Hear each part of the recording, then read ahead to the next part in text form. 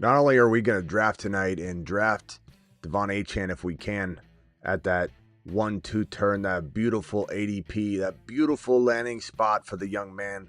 The young man that could be, we have top 5 in the graphic, but in the headline, the subject line, I have top 3. And I think this is a guy that could easily finish top 3 to 5. And my ceiling value is running back 1. We did a video on this. Who are the dark horse running back 1s? We're not talking about Bijan or Gibbs or Barkley or even Henry. Who are the dark horse potential running back 1 overall players? Achane was on the list. Bucky was clearly on the list. But Achane is on that list. And Genty too. And because of so many reasons, he's packaged into a great situation no matter what happens, really. I know there's a lot of chatter about how when Tua goes down, he's awful, but we'll look at some of that and try and dig through some of that noise. Achane's kind of situation proof because he can catch footballs like almost nobody else in the league. He is situation proof. And we're going to talk about that and more. And we're going to draft on Underdog, promo code Smitty. The link's in the live chat. It is pinned in the live chat. Code Smitty gets it done as well. So if you want to draft with us tonight, make sure you click the link now. Sign up. The Fantasy Football Show, the Graveyard Edition, the Achane's the top 3 to 5 running back edition begins right now. Live from the FantasyFootballShow.com studios. It's the Fantasy Football Show. Live! Monday through Friday, 8 p.m. Eastern. Smitty is also live whenever news breaks. This is such an exciting player to draft. There are a few players that get you all tingly on Sundays, get you all giddy.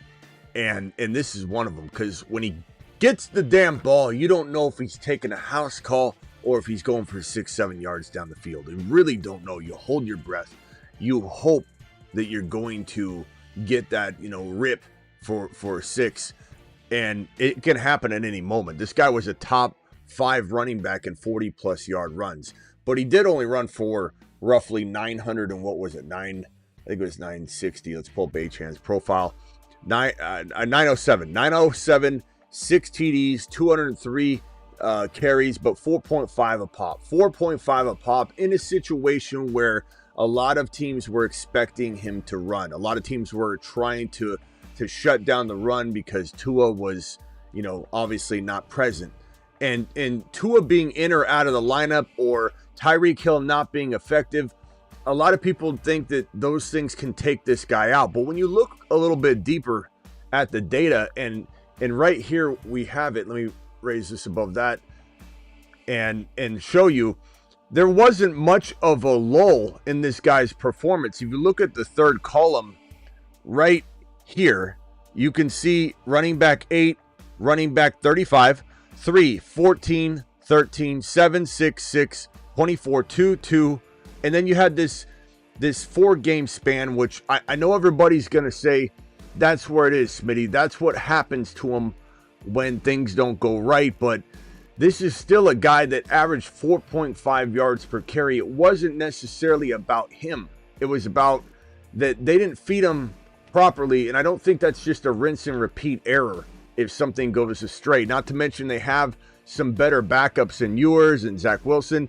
Not to say those are world stars on any level, but maybe those guys can move the ball and navigate down the field in enough of with enough confidence that the defense is not going to just stack the box up against Achane. I don't think we see a rinse and repeat if something goes astray.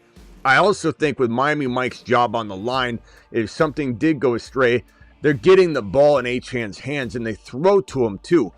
And this is a guy that because of this, everybody's complaining about the inconsistent patches, and it's not even that bad. A lot of running backs have a 2 or 3 or 4 game span where they don't do as well. You could look at almost anybody's game logs and you can find that.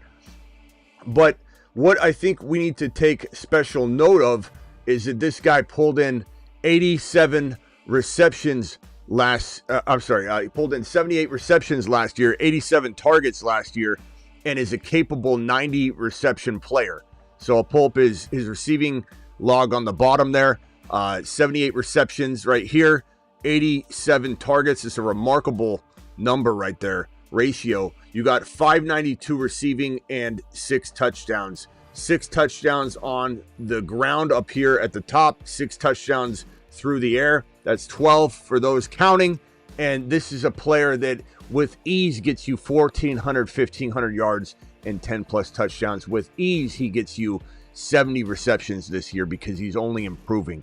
The other thing you got to keep in mind too is this guy put on some weight last year. Remember this photo? This is what triggered the spinach video that we have. This guy put on at least 10 pounds of muscle. He was absolutely phenomenal. The added weight, what did I tell you about the added weight? A lot of people said, but Smitty, sometimes you hate when a player changes their weight, their playing weight. And this is true. It doesn't necessarily mean that adding weight is bad or dropping weight is bad. It's that when you change your weight, when you're used to playing at a certain weight for a decade, that's where it's a problem. You're used to carrying more lbs to cushion a blow, or you add some muscle and you slow down. But with Achane, what did I tell you? That this kid that was 22 at the time, he's 23 now, turns 24 in October, but this kid that was 22 at the time was barely done growing. In some cases, players grow a little bit more. CeeDee Lamb grew between his rookie year and sophomore year. In the pros, he grew a half an inch tall, which is crazy. So this kid wasn't even in his own skin yet. So what did I tell you? Adding weight's not a problem. Doesn't matter. He's still going to be quicker than any bear on the field. This guy's a monster. Just a quick, speedy monster. And he adds 10 pounds in skin he's not even used to yet. Not going to be a problem. When you're 28 years old, you try and do something weird like that, your body's not used to it. He hasn't been used to anything yet. So he could do whatever he wants. He can morph into whatever frame he wants to morph into at his early stage. Not a problem. This was clearly the frame to morph into. Why? Because as everybody said, he'd get hurt. Smitty, he's not big enough. He got hurt so much as a rookie. I just don't trust him. And we said freak injuries. There's a time and a place to say injury prone, not injury prone. There's a time and a place to say a player falls on his knee, especially when he came back his rookie year. Remember, his knee injury came back and then a player landed on his knee immediately. It was such bad luck, and everybody said, he's so fragile. He's not fragile. He tried to go back in the game. Miami Mike pulled the plug, said play it safe, took him off the field. Wasn't even Achane's decision. This guy walks in about 10 pounds more beefy in the 2024 season, and he doesn't get hurt. He doesn't get hurt. He shoulders the load, has 900 on the ground, 6 TDs, has nearly 600 yards receiving, right around 1,500 total yards and 12 touchdowns and 78 receptions. What a marvelous season. There's nothing wrong with this season. And when people say, yeah, Tua goes down, no, we've got evidence here of how good he is the entirety of the year. He's got pretty much an entire greenlit ranking column of running back, top 12 running back potential. And it greenlit's running back 14 is still a good running back production type of week. This is a guy that barely did bad. He barely had some inconsistency. And I don't care about this stretch. This stretch doesn't tell a story. Not to mention what they did in that stretch of games won't be exactly the same. Not to mention he only got 11 carries, 10 carries, 3 carries. I forget what happened in this game if he got banged up. If anybody remembers what happened in week 5 against New England. Travis, you're a New England fan. Let me know if you remember why he got 3 carries in that game. I forget if that was a concussion, bye week, and then he didn't return if I remember correctly. I'm pretty sure that was what it was. Got hit in the head. We thought maybe he'd miss a week. The bye week was perfect. So take this week out. He didn't miss a game though. He came out of the game. That's true. But he didn't miss any time. You take that week out, he had a 3-game stretch. Really? Actually, no, 2, because he got hurt in the 3rd game. So he had a 2-game stretch of playing bad. That's it. There's no inconsistency here. There really isn't. Like Tua going down, Tua getting hurt, Tua playing bad, Tyreek Hill playing bad. There's no inconsistency. I don't think you can take that game 5, that week 5 outing where he gets injured and has the blow to the head. I don't think you include that. He had 2-game stretch where he got 11 carries and 10 carries. I'm not worried about that. And then these other games here where he got 10 carries, 14 carries, 7 carries, 12, he's blowing up in the receiving department. And I can pull that game log up right now, and you can all see what I'm talking about here. Let's pull the game log up. Here it is. Game log for Devon Achane. Let's go from the most recent game back and say that what a marvelous finish. 11 carries, 11 totes, ladies and gentlemen. 11 totes and 121 and a touchdown. Let him cook.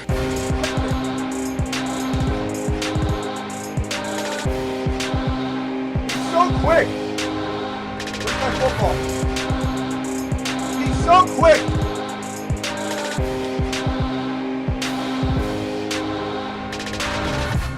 He's so quick. He's so quick. I mean, I haven't seen a player this. He's speedy. The only player that compares is Jahmyr Gibbs in quickness. But it's just unreal. Any super chats will be handled in order in which they're received immediately. So if you drop anything, I'll stop and answer that.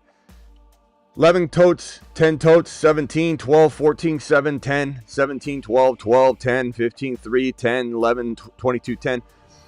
I mean, good Lord. And even without the carries and the volume, and this is kind of the touches that you want him to get on the ground anyway. And if anybody thinks it's bad, it's not. This is the player he is.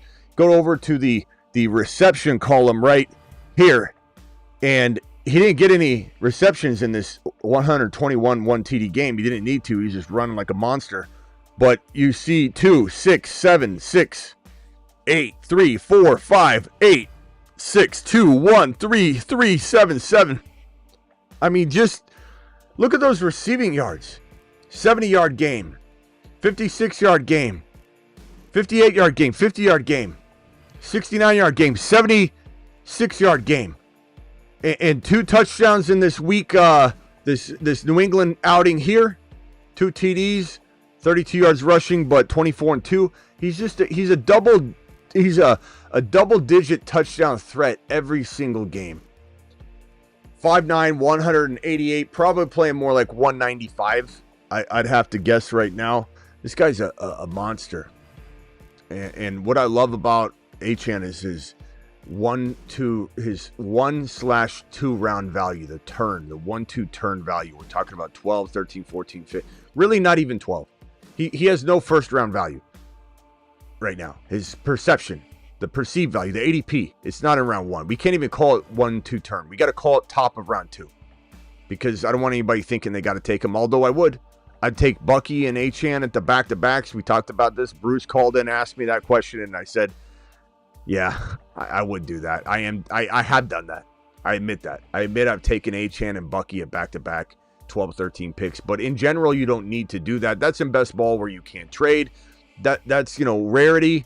I still draft a whole other group of players in that territory. I try and save a lot of my Achane for the 13, 14 and Bucky for the 13, 14. But there are worlds, there are leagues, there are scenarios where I want Achane and Bucky on the same team. I want Genty and Achane on the same team. You can draft Genty and Achane on the same team. Let him cook.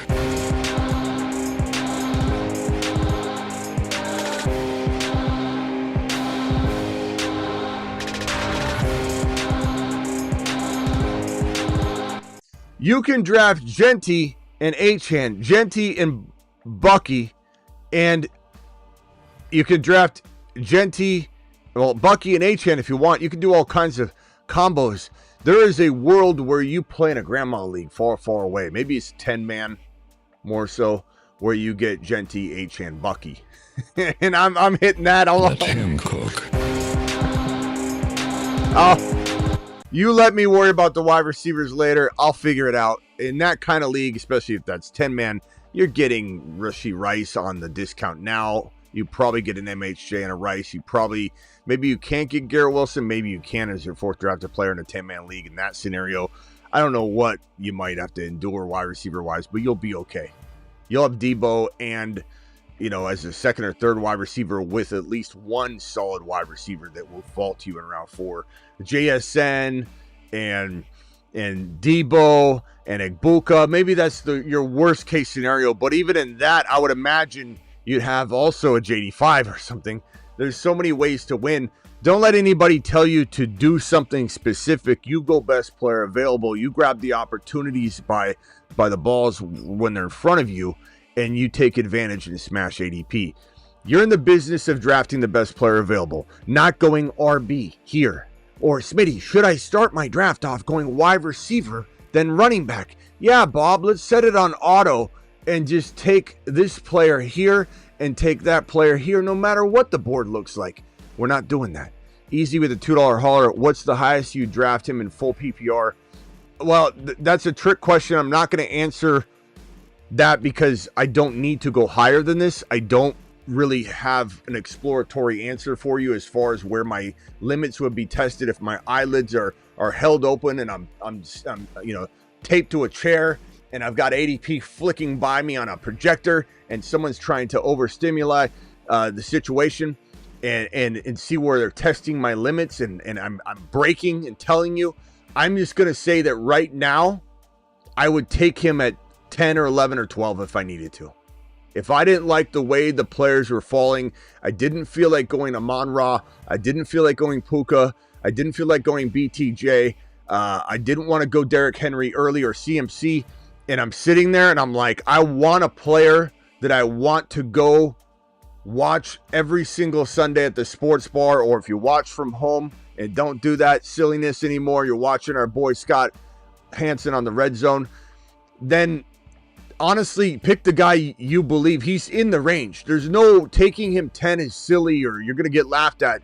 If you don't take him 10, he might not be there at the turn. He could easily go at the 12, 13 turn. It could be the 13th overall player. I tend to lean this way as my answer.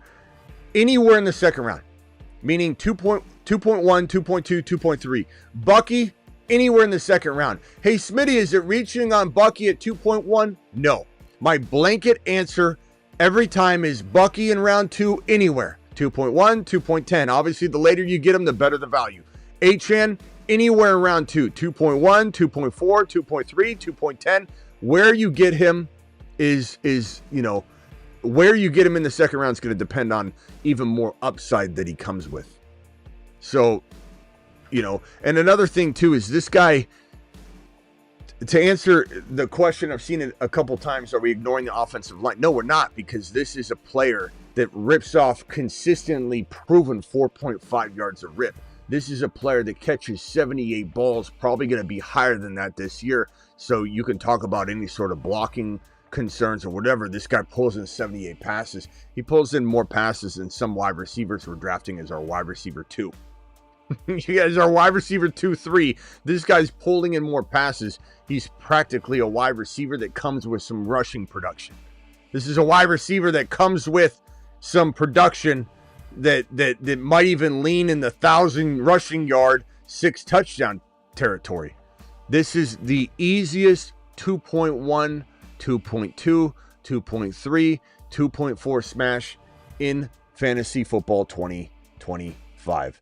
I could easily come on here and pump myself up into full disclosure about Bucky at the same time. I could probably say the same thing about Kairon in round 3 or 4, Mahomes in 7. These are all guys I love, and you might hear me, kind of with the wind blowing, love this player as the best player on the year. Not to suggest that my words don't have meaning. I don't mean to infer that.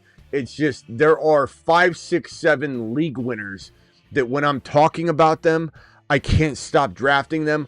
And my passion about these players and the player value specifically are shining through more so than any other players. So understand that it is a world where Achane's my favorite player. And then I look at it and I'm like, well, Bucky and H. Genti's going to 12 right now. Genty and Achane at 12, 13. Genty and Achane at 12, 13.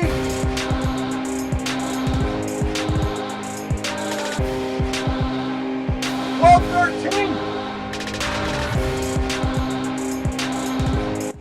Genty, listen to the sound of this.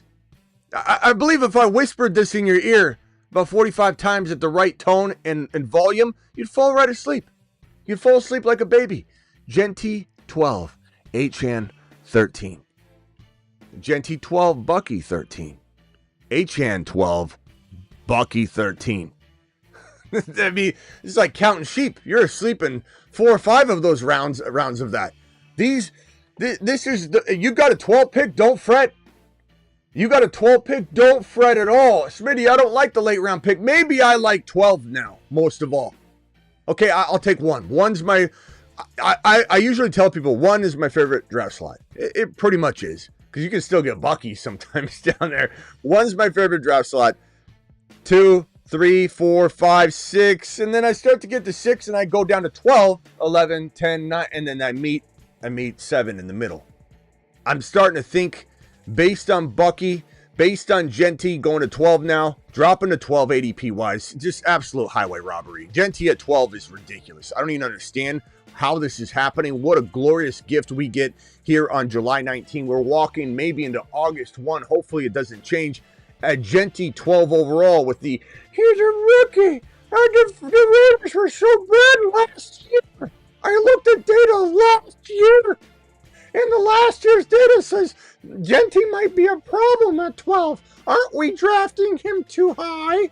Aren't we taking Genty where Marvin Harrison was drafted? Did we not learn anything from my scared approach of Marvin Harrison at 12 or 13? Well, scared money don't make money, Billy boy. It don't.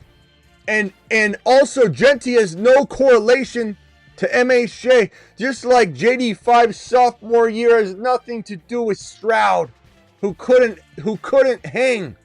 And it's on him. That's nothing to do with JD5. Don't drag JD5 into the reasons why Stroud struggled as a sophomore. Well, haven't you heard of the sophomore slump? Haven't you heard of I have a tail? Like, are we really going there? I hear it all the time. JD5, sophomore slump. Get out of here. Genty, look at Marvin Harrison Jr. What if I had a tail? What if I had a tail? Would I be a better host with a tail? I think so. But can we play that game? No, we can't. We don't live in a world where I can have a tail. Dial into the phone line. We'll draft in a minute. Call into the show. Call into the show. Drop your Achane emojis like MTZ's doing appropriately. The JD5 emojis appropriately. Those are all very appropriate usages of those emojis right now. Appreciate the timely fashion of that. Once we all had a tail, but that tail is long gone. It just is. You know, we're dealing with what we have in front of us. Right now in front of us, we have a ceiling value of running back 1 for a running back we can get consistently at 2.1, 2.2, 2.3, 2.4, 2.5. That is Devon Achane right here. We can consistently get Ashton Genty at 10, 11, 12. And that's it's fantastic as well. Thank you, Greg. Appreciate you. Super chats, let them flow in. This one from Scotty Dew over in Hawaii. Aloha, my friend. Rate my team 12-man. JD5, Lamb, Debo, Diggs, Kirk, Bucky. Is it Christian Kirk? Bucky, Hendy, Harvey, Sharbs, Sampson, Brashard Smith, Ingram, Goddard. Very competitive draft. Drop Quentin Johnston. Sure. I don't even need to know the rest of that answer, but yes, drop him. Drop him, and then I'll read it. I won't even look at who you're picking up. I don't care if the spot stays empty. Drop him. Drop him like he drops the football. For what running back? You got Brashard Smith already. Love that. You got wide receivers like honestly.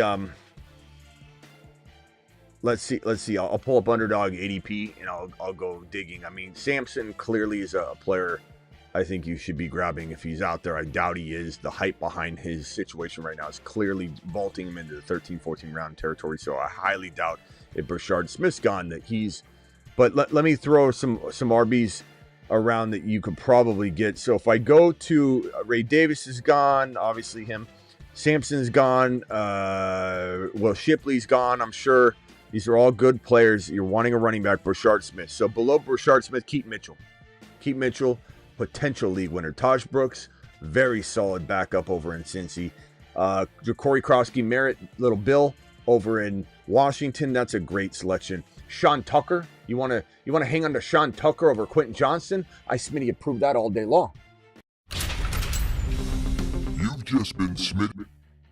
If you had Jordan James over Quentin Johnston, and you start getting into some dangerous territory of not wanting to hold any of these guys. But Devin Neal, there's some intrigue there. I like Keaton Mitchell. So Scotty Do, let me know. You got Dylan Sampson already. If I go to wide receivers, Scotty Do, I'm not talking to you, Scott. Hold on, scared Scott. Scotty Do, I'm talking about players like Ao Minor.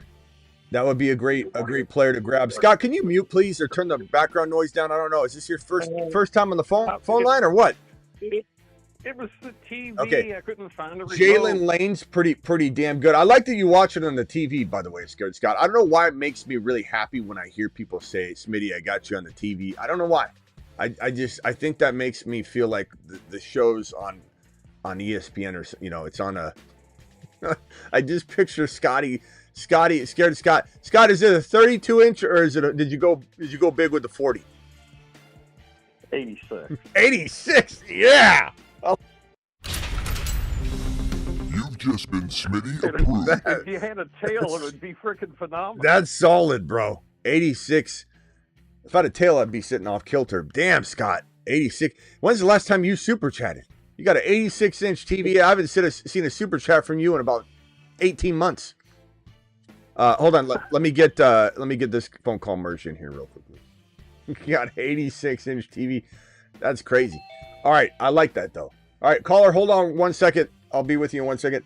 I think, we look around this range here. Jalen Lane staying in Washington. Let's kick around Ao Minor. Let's kick around potential Tesla. I like Tesla a lot. I think he could have some spike weeks. Jalen Royals. Tell me one of those guys is available, Scotty Do, and then cut Quentin Johnston. But that would be my recommendation. As for rating your team, I would say that JD5, especially with JD5, you look at those Washington options. Lamb, Debo, Diggs, Kirk, Bucky, Hendy. Love the team. Those running backs are fire. Bucky, Hendy, Harvey. Such good long-term value. Sharp, Sampson, Brashard Smith. You probably could use the wide receiver more, I would imagine. So go after those wide receivers. JD5. Thornton. Make sure Thornton's not out there. JD5, Lamb, Debo, Diggs. I would say your team, if I had to rate it, is probably in a 12-man competitive league, you say.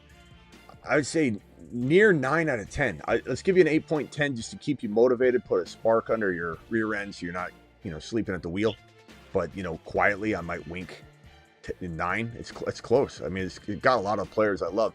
But I think because some of those players haven't yet, as much as we believe in Harvey, as much as we believe in Debo bouncing back, as much as we love Hendy, as much as all those things, because we need to see some of those things, maybe we do put it at 8.5. I don't want to throw 9s around like they're candy. So 8.5 for you. 8.5 final decision. You've just been Smitty approved. Now go make it better than 8.5, okay? 8.5 is solid. That's a solid score. I'm gonna rarely give out 9s. 9s are gonna be really hard for me. 9s are gonna be harder to get on this channel than 9 from David Portnoy on a pizza review. Go ahead, Scott. You're live. Well, you told me last night to let you know what I did. And so, yes, I was right. I took Charles. I was going to take Mason, but he got taken, so I took Correndo, and it's come back around, and about 45 minutes ago, I got Egbuka. Mbuka. Egbuka. Attaboy. I knew you'd laugh. Attaboy. I knew you'd laugh. I'm proud of you, Scott. I'm proud. Today is one of the first days I've been proud of you in a long time, and not just because you got an 86-inch TV that you're watching the show on, which is marvelous news. But that's some good drafting there. Some really good drafting. What do you got on Achane? What do you think on Achane? You scared of Achane today, Scott? No, I love Achane. That's right. The problem with Achane now is in the redrafts, you either got to take him in the first round or be the 12 guy. Yeah. Because he isn't getting past two. He's not getting past 2 points. Yeah, I don't mind taking him at a 11 or 12. And when you have the 12, you obviously do the world a favor and take him at 13 just to help his ADP even a little bit. You know what I mean? A month ago, you could pull Neighbors like at 1.10 and get Achane on the flip side. Yeah. But that's changed. There's nothing wrong with Achane 11 or 12. Well, at the picks, the corresponding second round picks for 11 and 12. So nothing wrong with 2.1 or 2.2. If you got to take him at 11, because you're afraid he won't be there at 13 or 14, I'm fine with it. So 11, 12, 13, 14. But don't reach higher than that, guys. Don't get overly excited about this live stream and start smashing, number 4 overall. I'll tell you a strange trend I'm seeing is that MHJ was pretty solid in the third round, like mid to late third round, and he's kind of dropping into the middle of the fourth. He's real good value right now, and part of that is because, let me tell you why. And you would think it would be the other way. You think that him being in the news would help his value, but here's the problem. All this getting bigger, bulking up, and that's created, some news cycles for MHJ. And just like when Burrow signed his contract, that came out that moment when that happened, and I said Burrow's value is going to go up immediately, and it did. Just like I tell you, Kairon Williams, when he signs his contract extension, which is very, very close to happening, I'm hearing. By the way, hold on, Scott. Very, very close to happening. By the way, I'm hearing we might be doing a very. Okay. Hold on a second. Who's interrupting? Who keeps talking? Who is that? Hello. They're not going to live up to it. No one's owning up to it. All right, everybody, hold on one second. Owning up to it, yeah. Everybody mute real quick.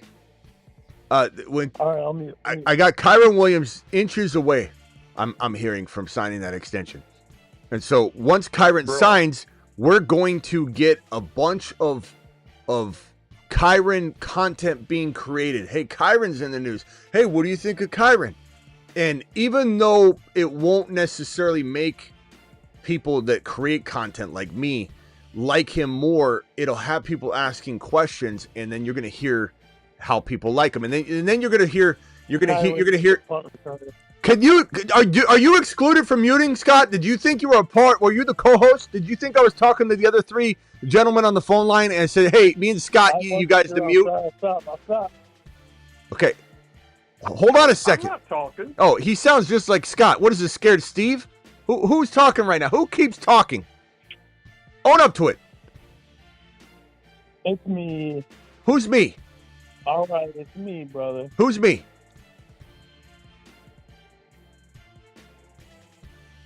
Me. What's your name? Where are you calling from? Jersey. Okay, Jersey. Go ahead. You seem to want to interrupt just real quickly. What did you need? What can I help you with? Is this an emergency? I advise you to hang up and call 911 if you're trying to break. No. This is literally emergency. Okay, go ahead.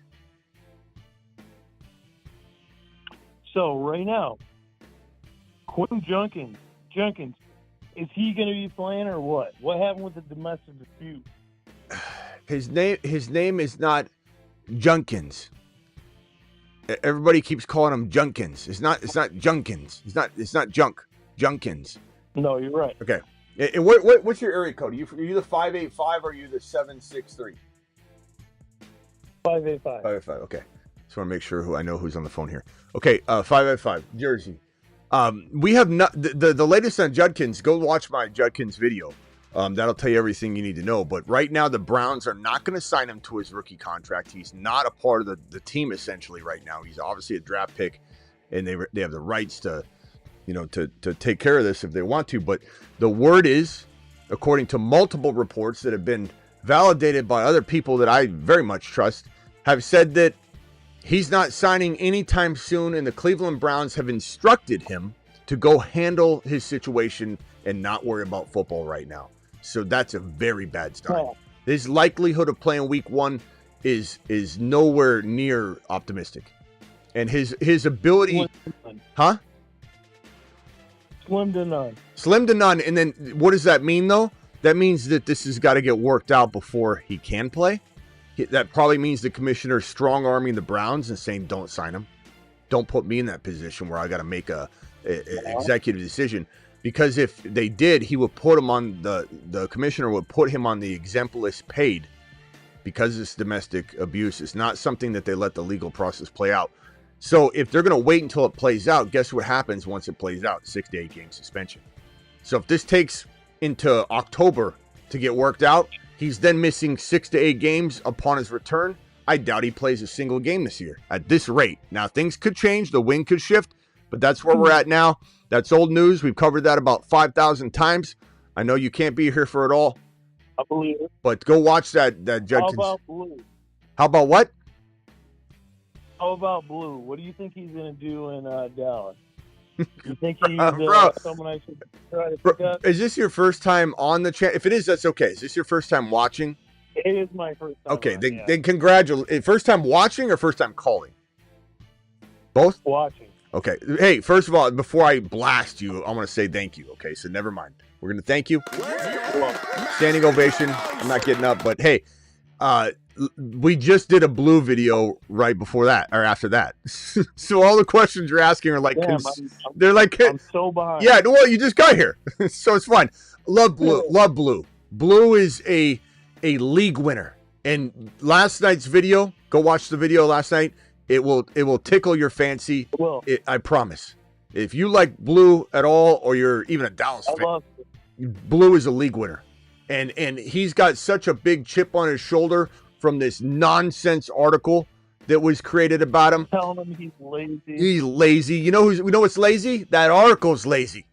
That article's lazy. Yeah, the guy who wrote that article. And you know what Blue's going to do? Blue already said, I'm coming for everybody. And wait until I show you. He said, watch what the production does. It will quiet the silence. And Blue's coming for everybody. Exactly. And what did I say? And I believe that, man. And bro, this channel is the only channel you need. You can go ahead and get rid of all the other ones. I'm live more than anybody, at least in my opinion. I think we break down the news every day, 8 p.m. Eastern. So, watch Monday through Friday. I go live whenever big news breaks. And also live midnight Eastern almost every single night. So you got like 3-4 live streams. Hey, listen, from here on out, I'm here. You what?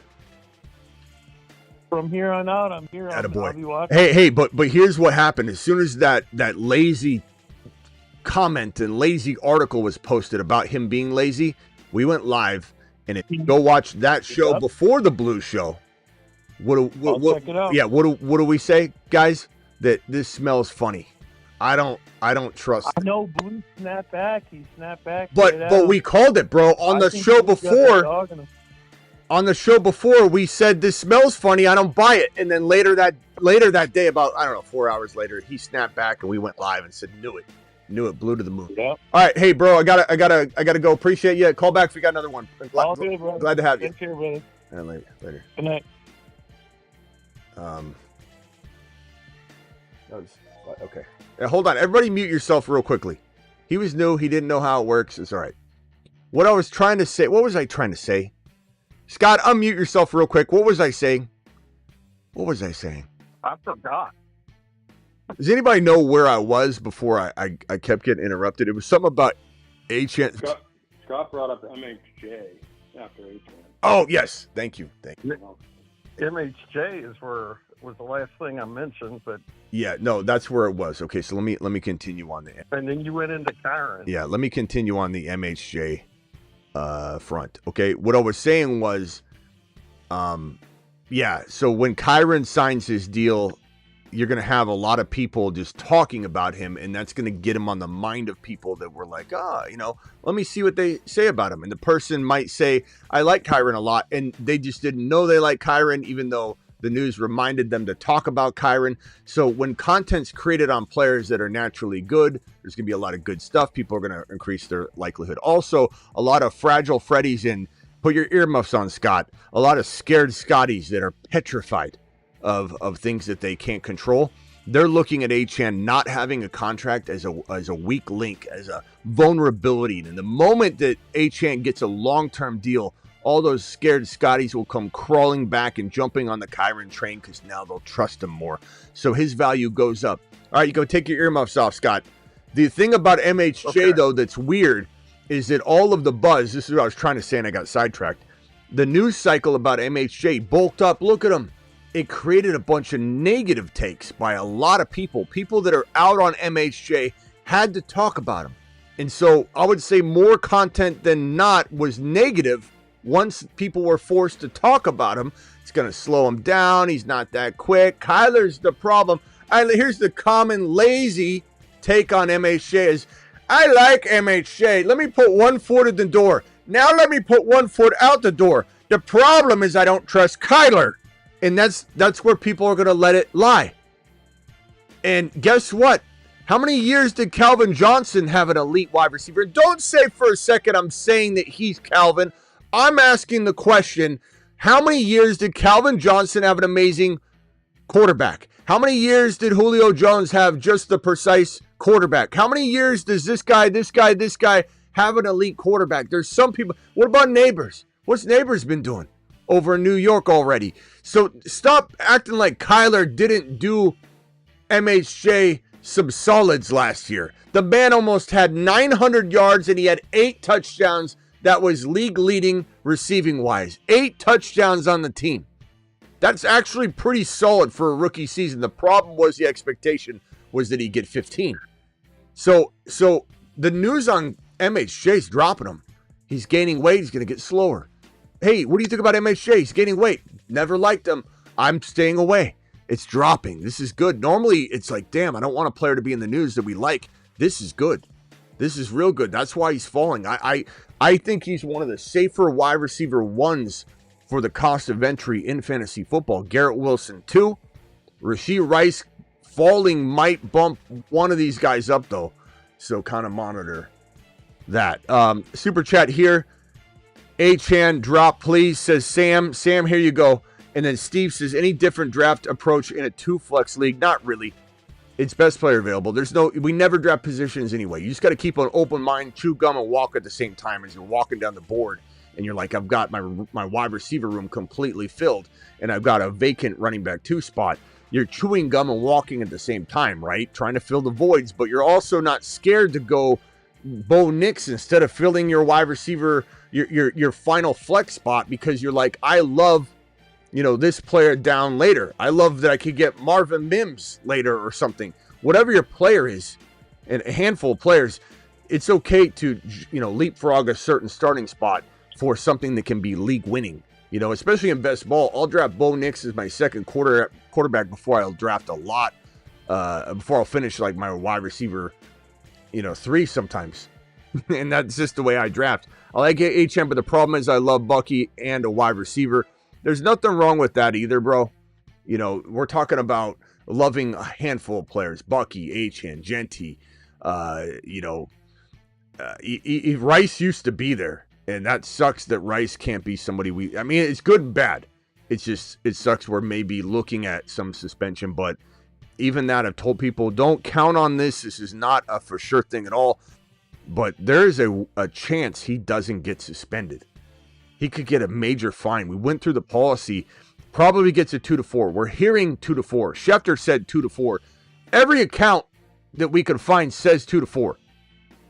Every person connected saying 2 to 4, but the policy says that first time offense on a 3rd degree misdemeanor does not require a suspension, and this is the commissioner's team. That's all I'm saying. You have to understand that when I say that. I'm not saying that just trying to make up something. I'm telling you that this is a possibility.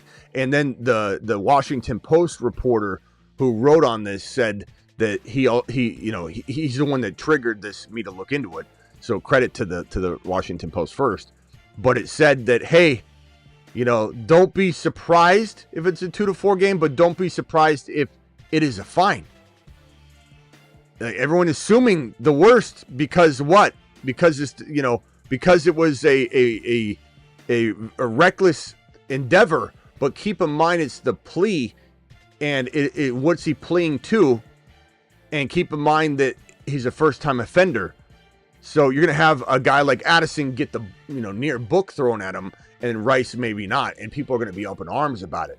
And you're going to have people arguing when really, in reality, he's a multi-offender in terms of the NFL conduct policy. And he also had a DUI involved in his. Rice did not. And you could say, well, Rice was more dangerous. That's not up to you. Super chat real quick, then I'll go over to Scared Scott again, and then over to Travis. I like HM, but I already read that one. All right, go ahead, Scared Scott. Final thought. and then I got to move over to Travis. I'll leave you on the phone line though, but mute. All right. I was reading on SI that ETN's a cut candidate. No. They're speculating that because there's no dead cap cost to them. He was inefficient. If that does happen, I get you're saying no, but let's use the scenario that it does happen. What is the value there with Bigsby and Tootin? I don't even want to go there because then it sounds like I'm entertaining this. So there's no. Let's say he gets traded. Well, let's say he gets traded. Okay, hold on. Let's say he gets traded. If he got traded to the Commanders, which would be a wonderful landing spot. You know, they're not even saying trading. They're saying I don't care. I don't care. He's not getting cut. Oh, okay. He's not getting cut. But if you want me to go through this with you, let me do it the way that I can. Sure. I don't want to look like a clown on here and have me saying the words if he got cut. He's not getting cut. If for any reason he was off, got abducted by aliens or gets traded to the Washington Commanders, which would be such an amazing trade. Walker or ETN in Washington. I know we like Little Bill, but just like we like Bigsby. And there was a time where we loved Algier as a rookie. He had a nice 1,000-yard year. We're all, and then Bijan went. It's like, get out of here. Algier's an ant, a peon. Smash, get out of here. You're in the way. So like this is the way it is. But if ETN got traded, Bigsby would get the first crack just like Ford is in Cleveland. Think of it like Ford and Dylan Sampson. Dylan Sampson and Tootin are very much the same. Project, lot to learn, pass protection, can't trust him yet. We want to pretend that the talent can overwhelm all that, but it can't. Just like Benson. Admittedly, I thought Benson would get a shot earlier because I thought Connor would get injured. He'd get thrown to the Wolves. But in theory, to even expect it out of him before he has a chance to learn everything that he needs to learn, a little bit over optimistic, but I still love Benson. I think we're right on Benson a year later. But I think you could look at Tootin and Dylan Sampson the exact same way in terms of their abilities, if they get in there, to be a top 15 running back as a rookie per start. They have that ability, but you got to give the edge to Bigsby. You got to give the edge to Jerome Ford, and you got to say that both of those guys have the ability to hold on to the job all year.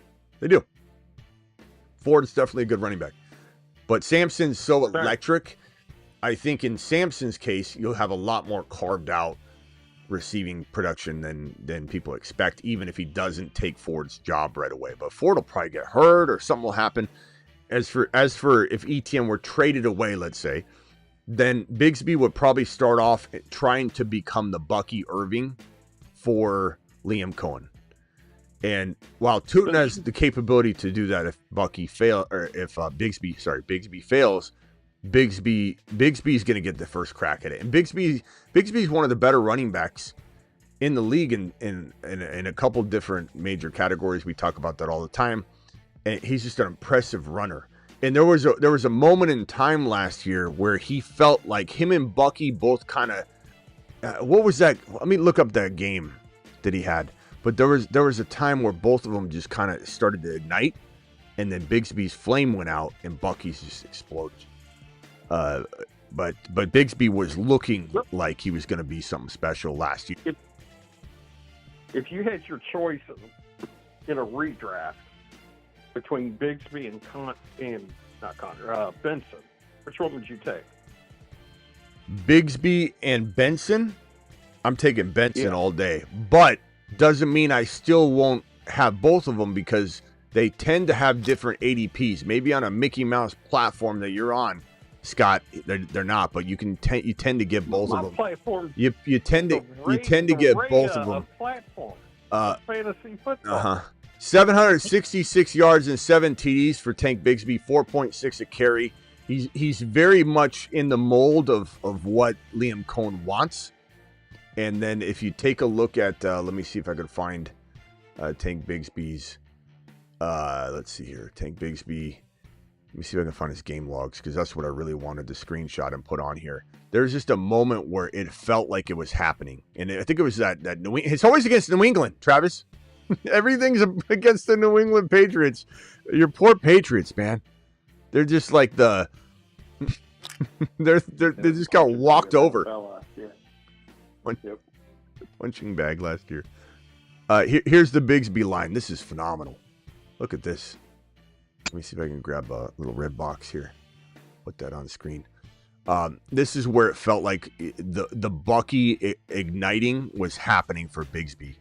First of all, he had 101 yards and 2 TDs against the Colts on 13 carries. That is 7.8 a rip. Then he goes to Chicago, has the 24 yards. I don't know what happened there. If it was just 13 carries is not a lot, so they just decided this wasn't enough evidence, whatever. They still gave him 7. Then the next week he got 26 totes for 118, 4.5 a rip, 2 touchdowns. Now they didn't throw to him enough, but that doesn't mean he can't catch. He can catch. It's just going to be a matter of. And then so that was 118 and 2 touchdowns. The next game was still solid for 78 yards, and then it just it didn't go awry because he still had some touchdowns. But this right here, this 102, this 118 and 2, back-to-back almost back-to-back 2 touchdown games. It was smelling like a monster was being born. And that's kind of where I'm at with Bigsby, because that hit home with me and I felt it. I felt like it was happening. And I still think there's a world where this guy goes bananas if he's given the opportunity. So ETN, I hope he does get traded. I hope Walker gets traded. Why? Because I love Charbonnet. Why? Because I love Tootin and Bigsby. And I would love to see multiple avenues open up for these fantasy football assets. And imagine if you own Charbs and Walker and that happens midseason. Imagine if you have ETN, Tootin, and Bigsby in a best ball draft and people laugh at you and say, you got Bijan, but then you went 0 RB after that, or hero RB with your approach, and you waited until the end and you got ETN, Tootin, Bigsby, maybe you got Charbs and Garendo, and you got this crappy little rotation at running back 2. You're going to get smoked. And imagine if ETN gets traded to the Commanders and you got ETN and you got Bigsby or Tootin, and I hope something happens with those two teams and at least one of Walker or ETN get traded. But Scott, ETN's not getting cut. If he gets cut, I'll come in here and give you your credit. But this will be a wild scenario for an ultra talented player that it would have no benefit. It'd serve you 0 to cut him. It would serve you 0 to get rid of him. It's a garbage report. It's a lazy take. Okay. All right. It's late. All right, hold on. Later. All right, mute yourself. Oh, okay, later, Scott. Appreciate you. Go watch the show, the rest of the show on the 86-inch screen TV. That's amazing. Scott's balling. All right, later, Scott. Later.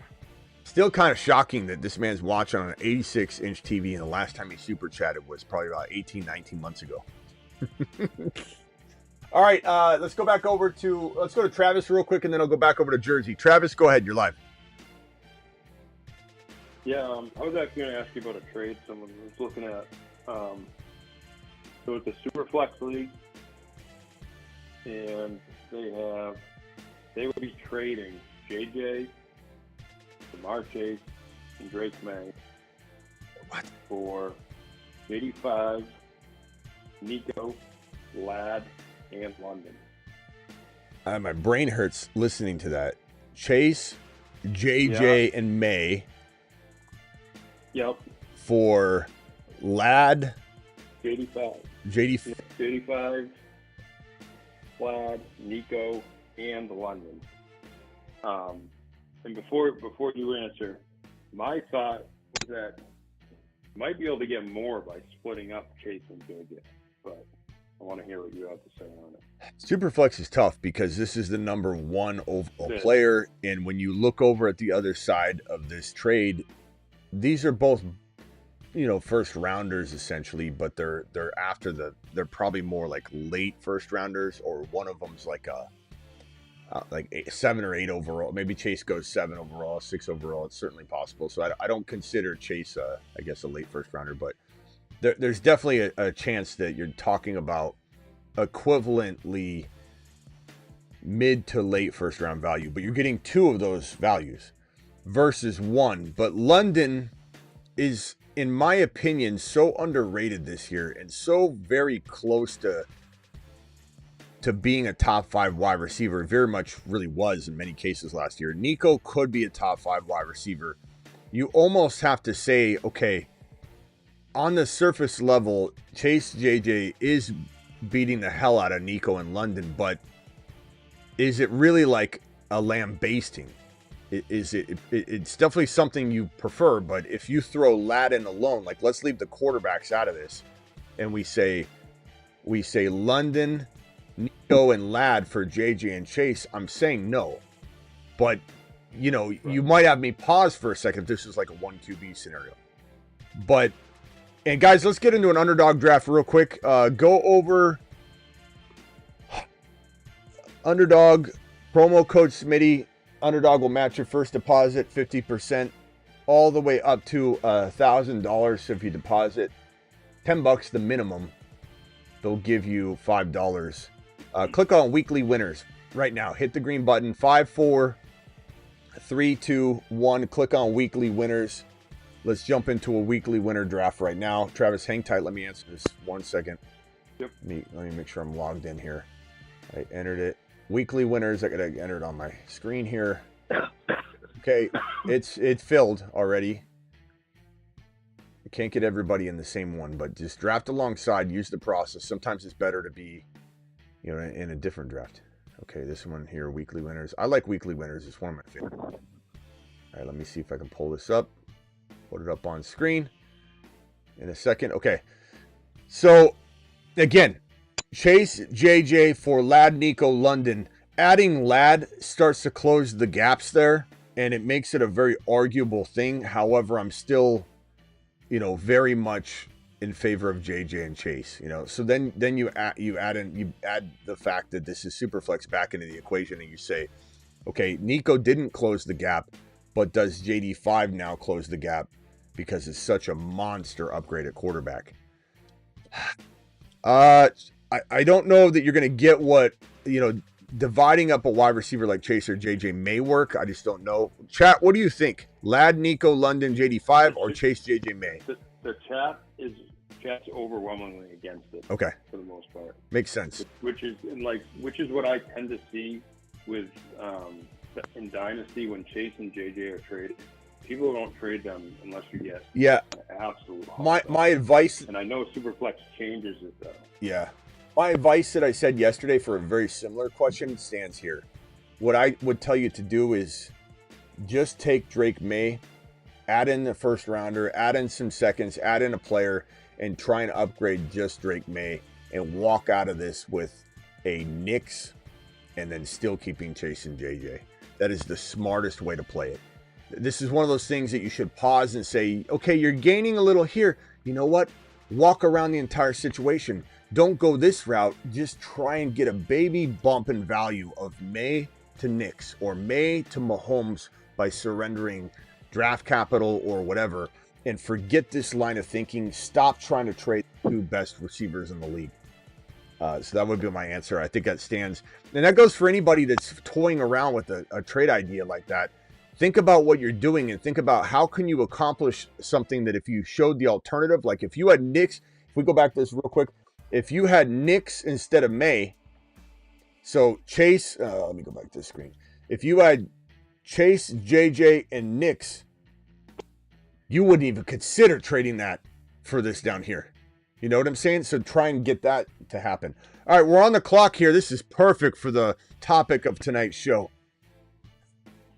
We got Neighbors there. I love Neighbors. Do we go Achane and Bucky? Should we try it? Or go Neighbors and Achane? Do it. Yeah. Either way. Go Achane here. I love Neighbors and Achane though, but let's try it for the show.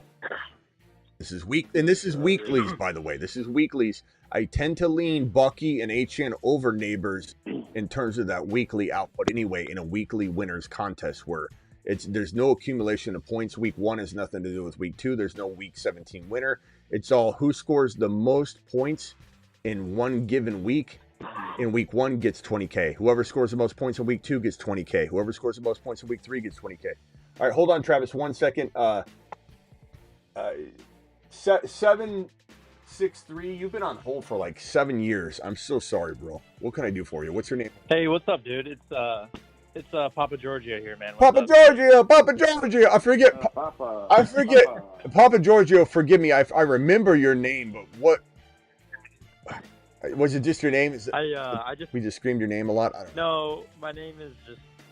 Yeah, I hopped on the call a few times last season. Okay. Last season was my first time watching the show, so I was calling in a ton. Attaboy. What can I do for you, Papa Giorgio? Papa Giorgio in the building. I was gonna ask you. Well, first I wanted to say I'm here sitting in the movie room watching you on the 150-inch movie screen. You know, get the theater going. Just one up. The theater lights. You just one up, Scared Scott. Yep. Scared Scott. Your setup is trash compared to Papa Giorgio. Papa Giorgio's got me on in the theater, and you're out there scrimping with your 86-inch screen, Scott. You're scared. Up your game, bro. Don't be scared of the 100-inch screen. Like Papa Giorgio's balling. All right, Papa Giorgio, go ahead. As you're watching from the. Okay, I was gonna ask you about the Buffalo receivers. So like Khalil Shakir. And Keon Coleman. They're going. I think Shakir's going like 80 ADP on Underdog, and then I think Keon Coleman's like 102 or something. But specifically Shakir versus Egbuka, because I think Egbuka goes like 5 picks after Shakir. So if you had to pick Shakir or Egbuka, what do you think? Egbuka by a country mile. Country mile. Yeah, the reason I'd say that is number one, offense, and that sounds crazy because Buffalo's great offense, but they're not great for consistently cranking out consistent wide receiver production. And really, we don't even know who's the number one there. Shakir's getting paid, but Keon Coleman, Buffalo slow rolled Kincaid out. They slow rolled Keon Coleman out. They ruined Amari Cooper. It's a combination of Josh Allen. And how he just, kind of takes over games. And even James Cook is going to see complete touchdown regression. I don't think there's a lot of safe options in Buffalo. It's just the nature of their offense and the nature of Josh Allen. I know Josh Allen did laser lock on Diggs, but he's clearly learning new habits. But I think Keon Coleman is the best shot of all the wide receivers because of what he's shown me when I watch him, even in the offseason last year. He looked so phenomenal. Then he got hurt. He's been working on a lot. He's got a chip on his shoulder.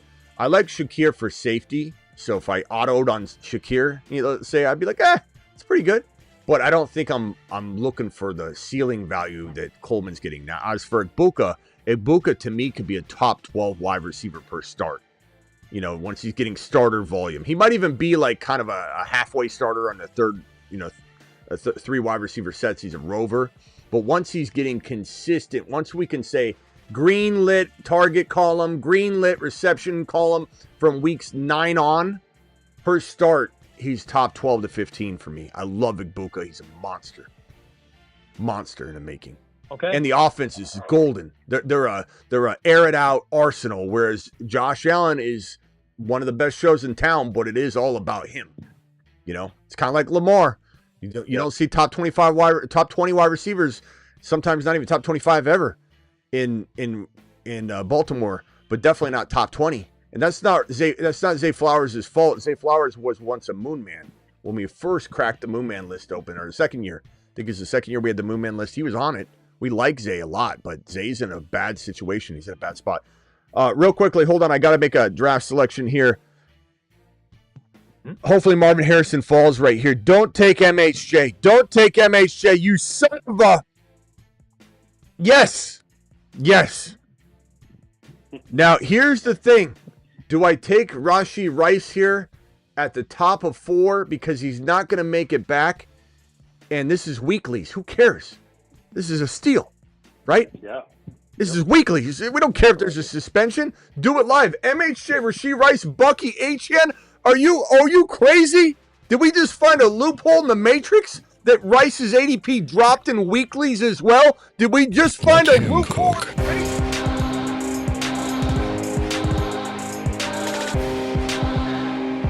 Holy. Okay, I'm sorry, bro. Papa Giorgio, anything else, my boy? This is a loophole. I guess I had one more thing. I don't want to take up too much of your time. I was going to ask maybe about Jordan Mason. I don't know if you already talked about him. Just what do you think he's going to do on the Vikings? If he's going to be viable? Or... Love him. Love him? Okay. Right, Rice. Getting Rice here is like Carson Claus. This is like getting that claw down in the claw machine. You're picking up the golden box with a bunch of $100 rolled up in it, right, Carson? I love Mason. Mason's a little bit capped in the receiving department, but because he's going to be oversaturated at the cost of entry too, my guy, the cost of entry is just phenomenal. So it's not like you're expecting 50 caught balls as well. So you're getting what you pay for and some. And he's being called the 1B. They're not even saying he's the 2A or he's going to get a lot of work. They're calling him the 1B, and they traded for him. So Aaron Jones aging out, likely to fall apart. Mason's going to win leagues. If not win leagues like on the year, it'll be like last year where he gets you into a great position, even if it's like a half year of a shot of glory. You know, it's not like he's winning you the league the whole year, but he's helping you. He's catapulting you into a potential league winning situation. All right, my boy. 100%. I love it. All right, my boy. Love to hear it. We'll see you later. Appreciate you, Smitty. All right, later, man. Take it easy. Travis, go ahead real quick, and then I'll go over to the caller that's waiting, the 707. But first, let me hear from Travis. No, go ahead. All right, 707, you're live. Go ahead. Smitty, my brother. Yes. I wanted to give you a big thank you, man. Okay. So I got a gift membership yesterday, which was cool. But I've been playing fantasy for about 17 years. I'm better than average. I do all right, make the playoffs most of the time. I have 5 championships, and a couple of them are big money leagues. But since I caught on to you about 3 years ago, Smitty, I won 4 championships, man, because of your advice, amazing. Your instincts, your analysis. It's amazing. And the big one, so I'm in a big money league, $1,000 a member. That's big money for me. A 12-member league, and I won the championship last year for $7,000. And I spoiled my homies big time. No, rented out a room. Yeah. No pressure on a What's up? No pressure on a $5 hauler once in a while off of that big winning. I'm not trying to get greedy, but we just as who was that guy kept saying we, Travis? What was his name? Jamal. As Jamal said, we won, huh? We drafted that team. That guy Jamal there, and I kept putting me in his. He's like, Smitty, here's our team. I'm not nothing to do with your team, bro. But these teams, these teams, I feel co-owners. I feel like I'm a co-owner of your teams. Hey, brother, listen. After I get off the phone, there'll be it'll be a $4.99 super chat coming your way. Attaboy. Thank you. Look at you. Look at you. Pretty regularly, but what I love the most about you, and tonight was a great example, and then I'll let you go. You're a busy man. But the joy you get in what you're doing, I'm glad you found your path with YouTube and stuff. It's a wonderful living for guys like you. But the way you're patient with some of the callers, like the jamokes you were dealing with 10, 15 minutes ago, you deserve like the gold medal of the best uncle on the planet. I don't know your personal life, how big your family is, nephews and nieces, but everybody must drop the kids off at your house for babysitting. I've got all because your patience was. Yeah. You know the training I get is I got all girls. It's the whole house. It's just that'll do it, brother. It's nonstop. I understand. I'm 60. I learned to ignore it, and then I'm 60. Mine. Yeah, I'm 60. Mine have flown the coop, so I understand completely. And I took care of my nephews and nieces growing up. But you're just, I consider you one of my homies. Thank you, bro. Even though, we met on YouTube and stuff, you got the attitude. I appreciate you. Of some of my homies that we've been friends like 30 years. Right. Spread the word. Real gift. Spread the word. Tell everybody you can at least. Tell people in elevators. I have. Okay. Well, I don't want to tell too many, man, because then my success level might go down. Right, but you run into people all day long. The sub shop, you're like, hey, you're wearing a Raider hat. Go watch this. Smitty loves Gent. Oh, I'm that dude. All right. Yeah.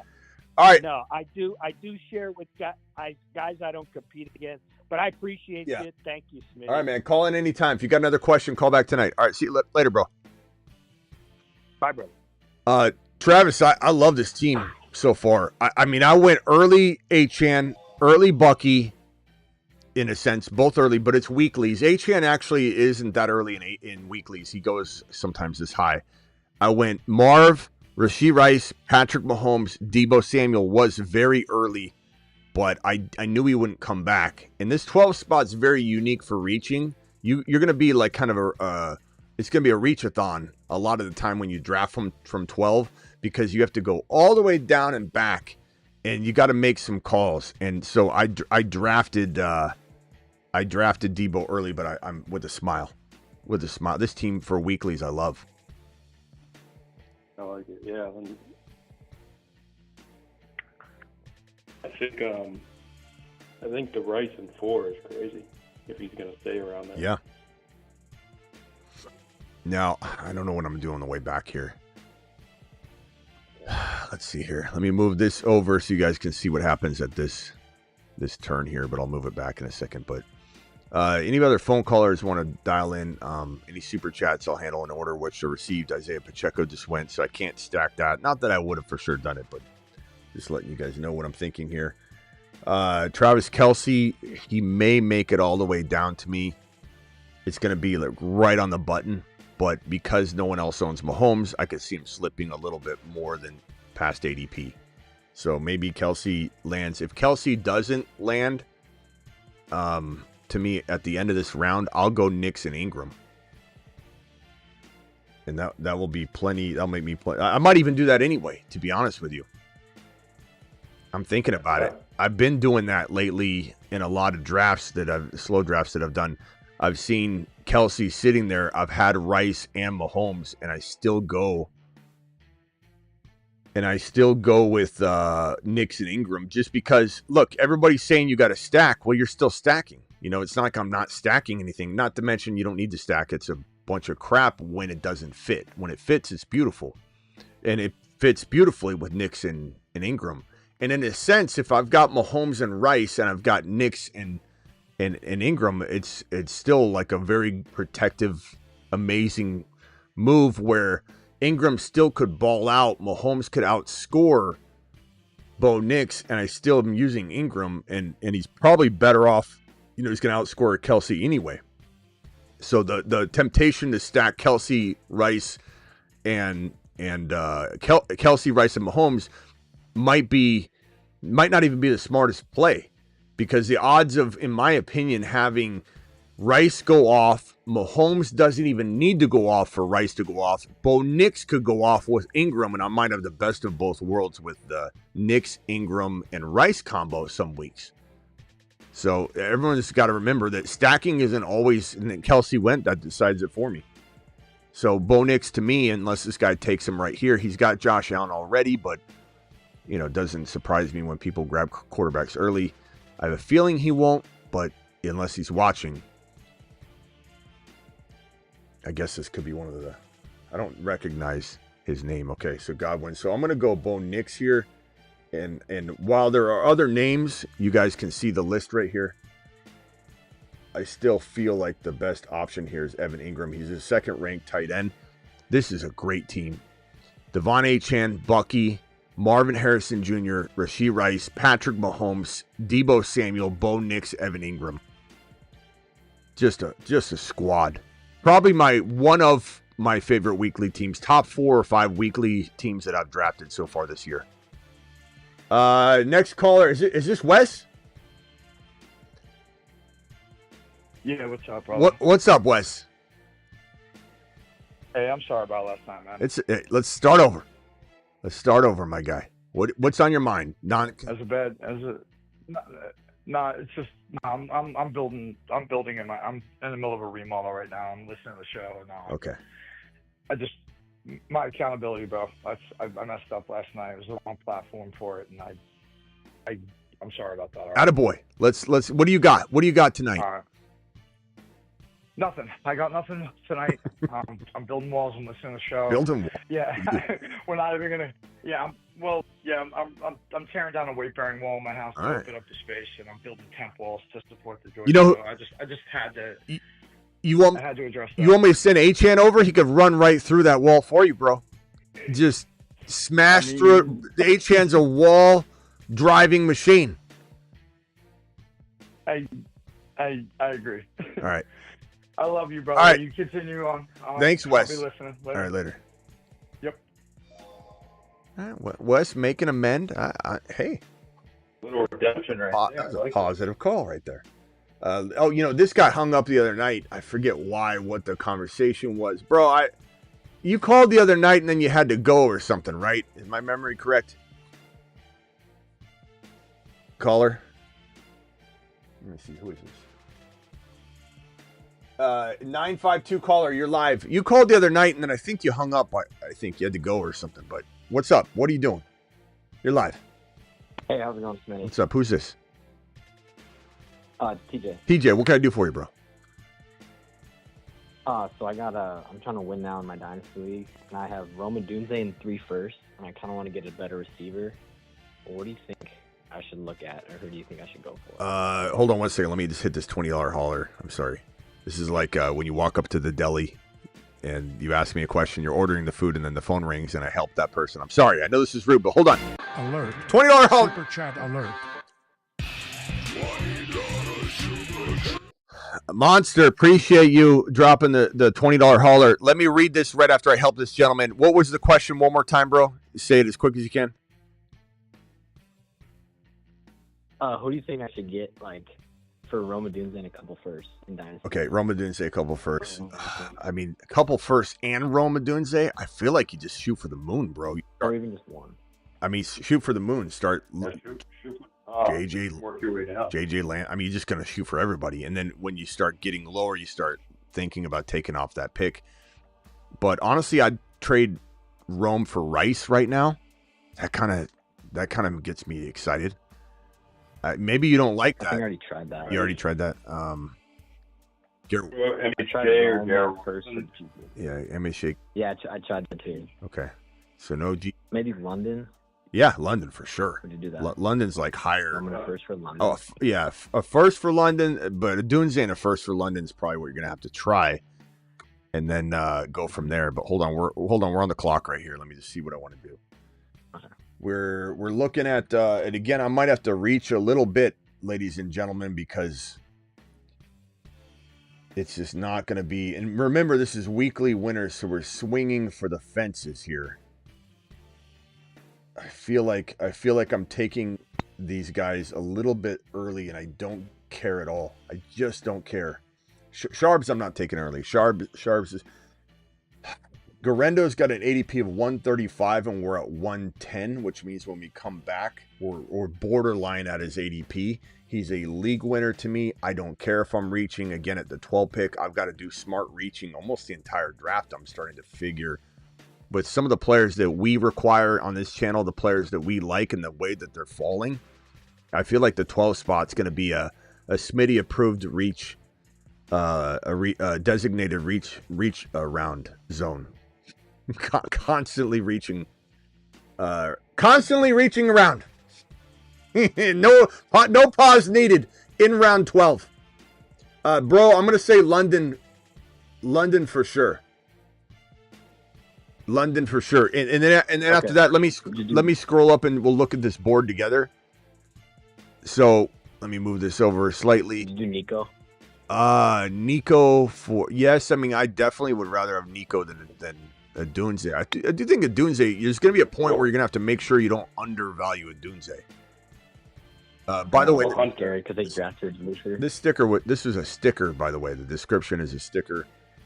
And that was dropped by J102. I don't even know who that is, but bro, I appreciate you.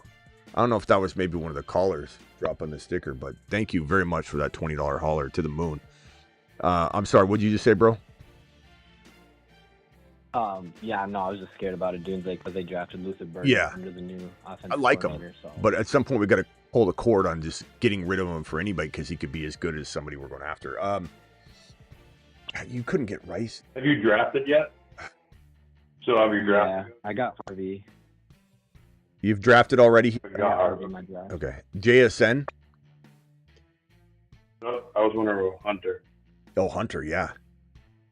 Would you do it for Hunter? Roman at first for Hunter? I don't know if try doing Hunter for Rome, and then if he says no, try and do Hunter in a couple seconds, and if he says no, then I mean, yeah, I mean, personally, I would. I know not everybody would, but I would give away your least favorite first rounder.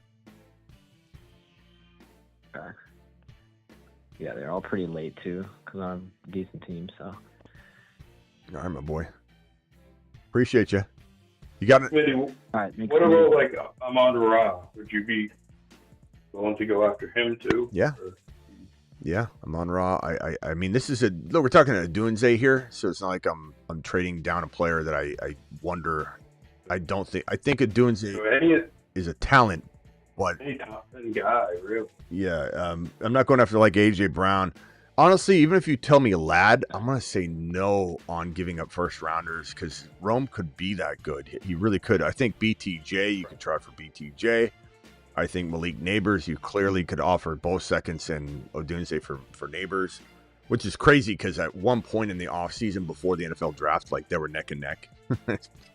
But I mean, I'd do it for Neighbors. I'd do it for BTJ. I'd do it for London. And then you start getting into a territory where it's like 1 first and a Dunze for Garrett Wilson, 1 first and a Dunze for Marvin Harrison Jr. But I mean, maybe a Dunze straight up. Maybe I'm still considering a.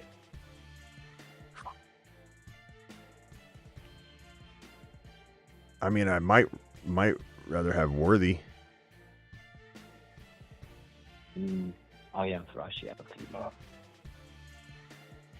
I need those points. I just get 1 receiver, so all right. I send a first for London. Or Roman at first for London. Roman at first for BTJ. Roman at first. Should I do Puka or no? Hold on a second, bro. I'm just going to draft. How many running backs do I have? I don't even care how many running backs. It's weekly winners. Let me see if what other quarterbacks are available. Penix Jr.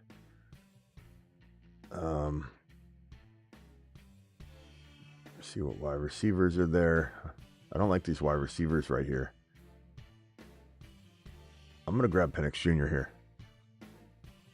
The one concern I have is maybe I shouldn't have. Hold on a second, boys.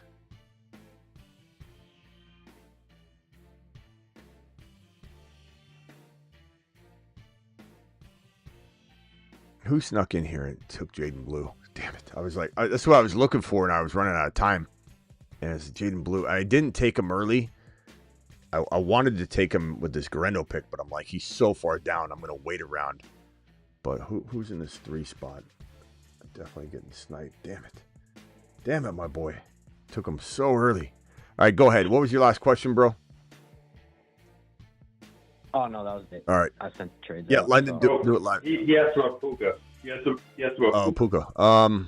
Yeah, I'd rather have Puka. I mean, look, I'm trying to get rid of Puka in Dynasty, but you acquire him, then you could shop him. You could try and turn him like a house, bro, flip him into something better. But if not, you hold him over a Dunze, sure. You give a first rounder, sure. Yeah, Stafford's a little scary, but I think Puka will be good no matter what. All right, my man. Later. All right, thanks. Yep. Thanks again for that $20 sticker, J1. I don't even know who that is, man. Did J1 ever? Yeah, no. I mean, what a selfless person to like. I think that's the only message they have. Oh, okay. No, there was one earlier in the show. J1, you still here? Oh, yeah. Thoughts on positional strength in a draft? For me, this year looks like wide receiver first, 2 rounds, running back 3, 4, not set in stone. Things can change depending on draft flow. Okay, so you're understanding that. I would say in general, my thinking is wide receiver later now. I'm thinking running back. I love balance, but I'm really enjoying what we just did in this draft because of Rice now falling, because MHJ is undervalued, like we said. There tends to be more wide receiver value, and I don't think it's a dead zone. I don't really buy into dead zones as much as other people. There's sometimes are a dead zone, but this year there's no dead zone. There's just a zone of players that I believe are overvalued, and I stopped drafting wide receivers like when we get to this 7th round, sometimes 6th round, but usually 7th round territory, because Debo's in 6. I love that. And you start talking about Addison, Jennings, I like Olave to some degree. I love Ibuka. But like past that, it's Ayuk and Jaden Reed, who I love, Matthew Golden, but I don't know how that's going to shake out. Jacoby Myers, Ricky Pearsall, so many questionable wide receivers. So I'm smashing wide receiver heading into that zone, and then I go back to running back usually, just as in terms of trends. You're right, never cement anything in, but I'm finding lately. But your draft spot's going to determine a lot too, because if you're drafting in the middle, like this Lamb pick, I love Lamb there, Lamb Bucky. Or if I'm drafting later, getting double RB works really well. Drafting at the top, I go Bijan. And then I find myself taking a Garrett Wilson or someone early in one of those two picks. So I go running back. And from the one, it doesn't really matter how you word it. Running back, wide receiver, running back, running back, running back, wide receiver. They're back-to-backs. So it just really depends, J1. There's no real blanket statement way I can approach it. But you're not wrong in liking a certain way better. And the one thing you got to remember, is J1 here? J1, thank you for that super chat or that sticker. I wish you were here. Hopefully you watched the replay. The one thing I'll say though is that you got to draft to your strengths. Even when I tell somebody do something, whatever, if that is not to your strength, don't do it. You got to make sure. Let's go with Cam Ward and Pat Bryant. And I've got 4 quarterbacks now, which is wonderful in weekly winners for me. It's something I do all the time. Weekly winners, I'm not concerned about as much depth. But Devon Achane, Bucky, MHJ, Rice, Pat Mahomes, Debo, Bo Nix, Ingram, Charbonnet, Isaac Guerrero, Trey Benson, Michael Penix Jr., Cam Ward, Pat Bryant, cuff to Knicks. Got a nice little Denver stack going there.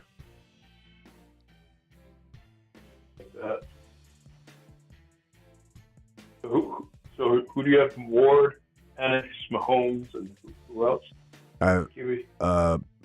Ward, Penix, Mahomes, and Bo Nix. And I got Rashee Rice. I'll probably take Brashard Smith later unless the sniper in here just heard me and now he's going to take him. And then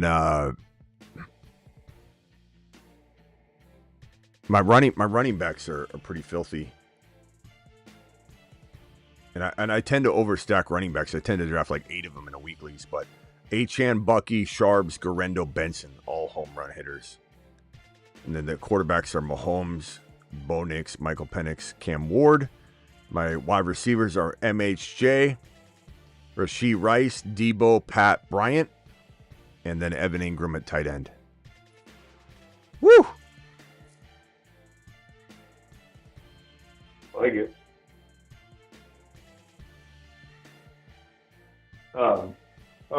Real quick, I saw a couple people talking about it in the chat, and I'm not particularly worried at all, but what are your feelings on the neighbor's toe thing?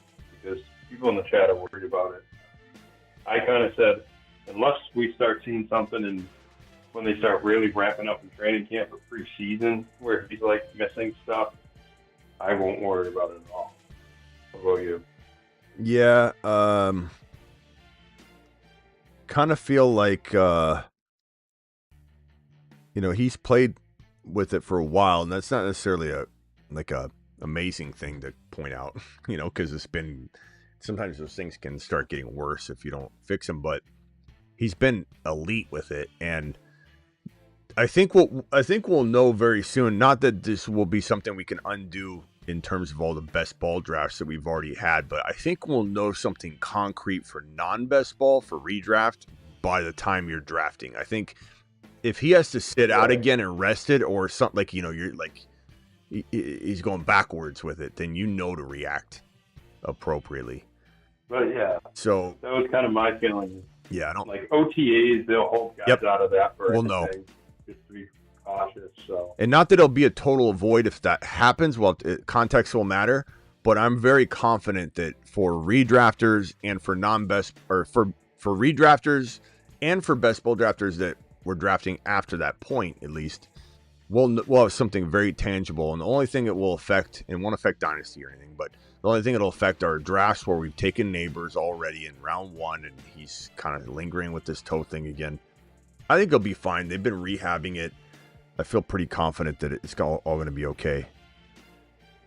On the clock here, man, my Keenan Allen pick getting sniped. Who is that in that draft slot? Speak up. You're just taking that's my secret weapon. He was so far down there too. But I've been talking about how Keenan Allen is nearly I don't say any sort of league winning thing, but like this is a great player. When you're skipping wide receiver and you get to swing back in and grab Keenan Allen later, he's going to find a home. It's going to be okay. I'm going to go Brashard Smith here. I got 2 more picks, and I have only 1 tight end. I've got 4 quarterbacks. I have 1, 2, 3, 4, 5, 6 running backs. I have 1, 2, 3, 4, 5, 6 wide receivers. I may go... Man, Evan Ingram is kind of an injury risk. There's J1. J1's back. J1 with a $20 hauler again. J1, appreciate you. J1, you know what we're doing, J1, for you?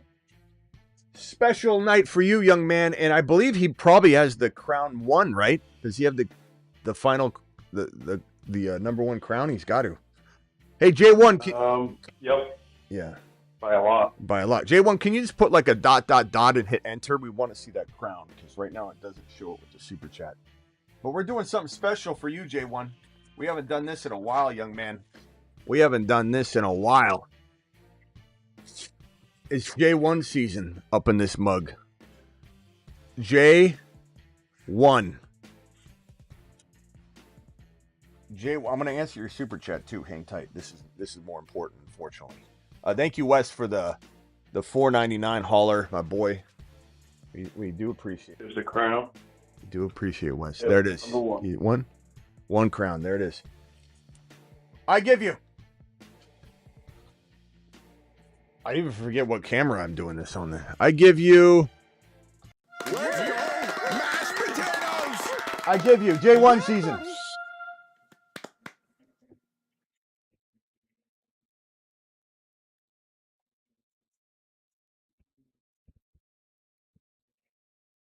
I even landed it. That was the first drone flight in a long time. I even landed it. J1 to the moon. Let him cook.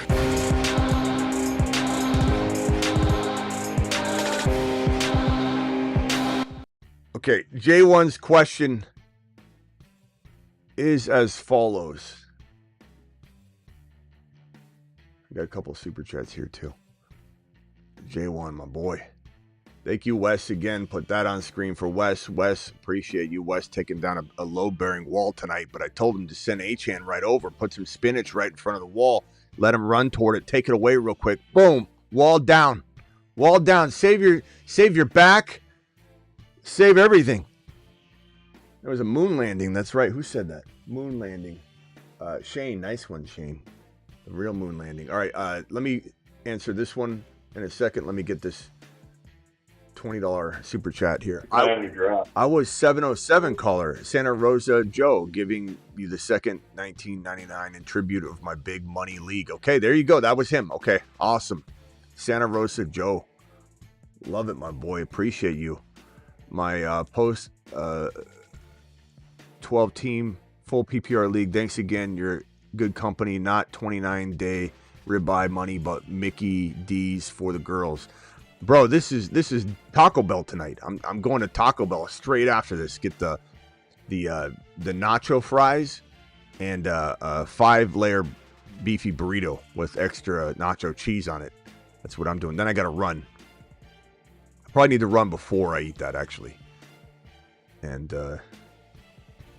then watch Dexter, which the new season's out. It's great. It's fantastic. I gotta start that. If I know for sure the guy before me is going to snipe kairon away from me on sleeper, would it be worth trading for the pick before? Sure, but it does depend on like, oh god, am I timed out? No, it does depend on like what we're talking about, like who's there, what pick is it? Can you still get someone we love? or we talk about Hampton. I'm not giving up the world to move up if I could still just draft Hampton. There's a lot of scenarios there. So give me like a kind of a scenario, but I would say in general, I have no problem trading up for Kairon. But there's definitely some, I don't want to, hold on. I do need a tight end. God, I don't even like these options. I'll go with Ferguson here. Jeez. And I think I kind of need a wide receiver more than I need, but I don't want to. You know what? I'm fine with wide receiver. I'm just going to assume I'm good there. Or no, actually. I'll go Jalen Royals. Did I get him? Jalen Royals. There you go. So I'm kind of riding light with Ingram and Fergie. Ingram and the rookie turns Ferguson, but I think in weeklies I'm not too worried about it. I'd rather have that wide receiver coverage, and because I got Rice, it makes sense. And Royals was a really good play. Let's go over here.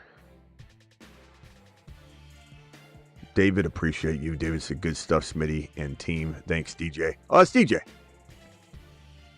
You'd be surprised what I don't pick up in terms of knowing who's who. I got a guy who's been DMing me on Instagram, and I respond to him a lot. And I don't respond to many people on Instagram, by the way. But I know him more than just, asking me advice, like through just like content I posted and stuff or whatever. And then he tells me who he is, and I'm like, oh, like I really had no idea. Everyone's YouTube handles are different. And even David J, I would never know that's DJ. It says DJ right here, but I still wouldn't know if that's DJ. But him saying thanks, DJ, now I know. It's kind of like, Ben Stevenson in high school or something. And someone goes, hey, I'm Ben.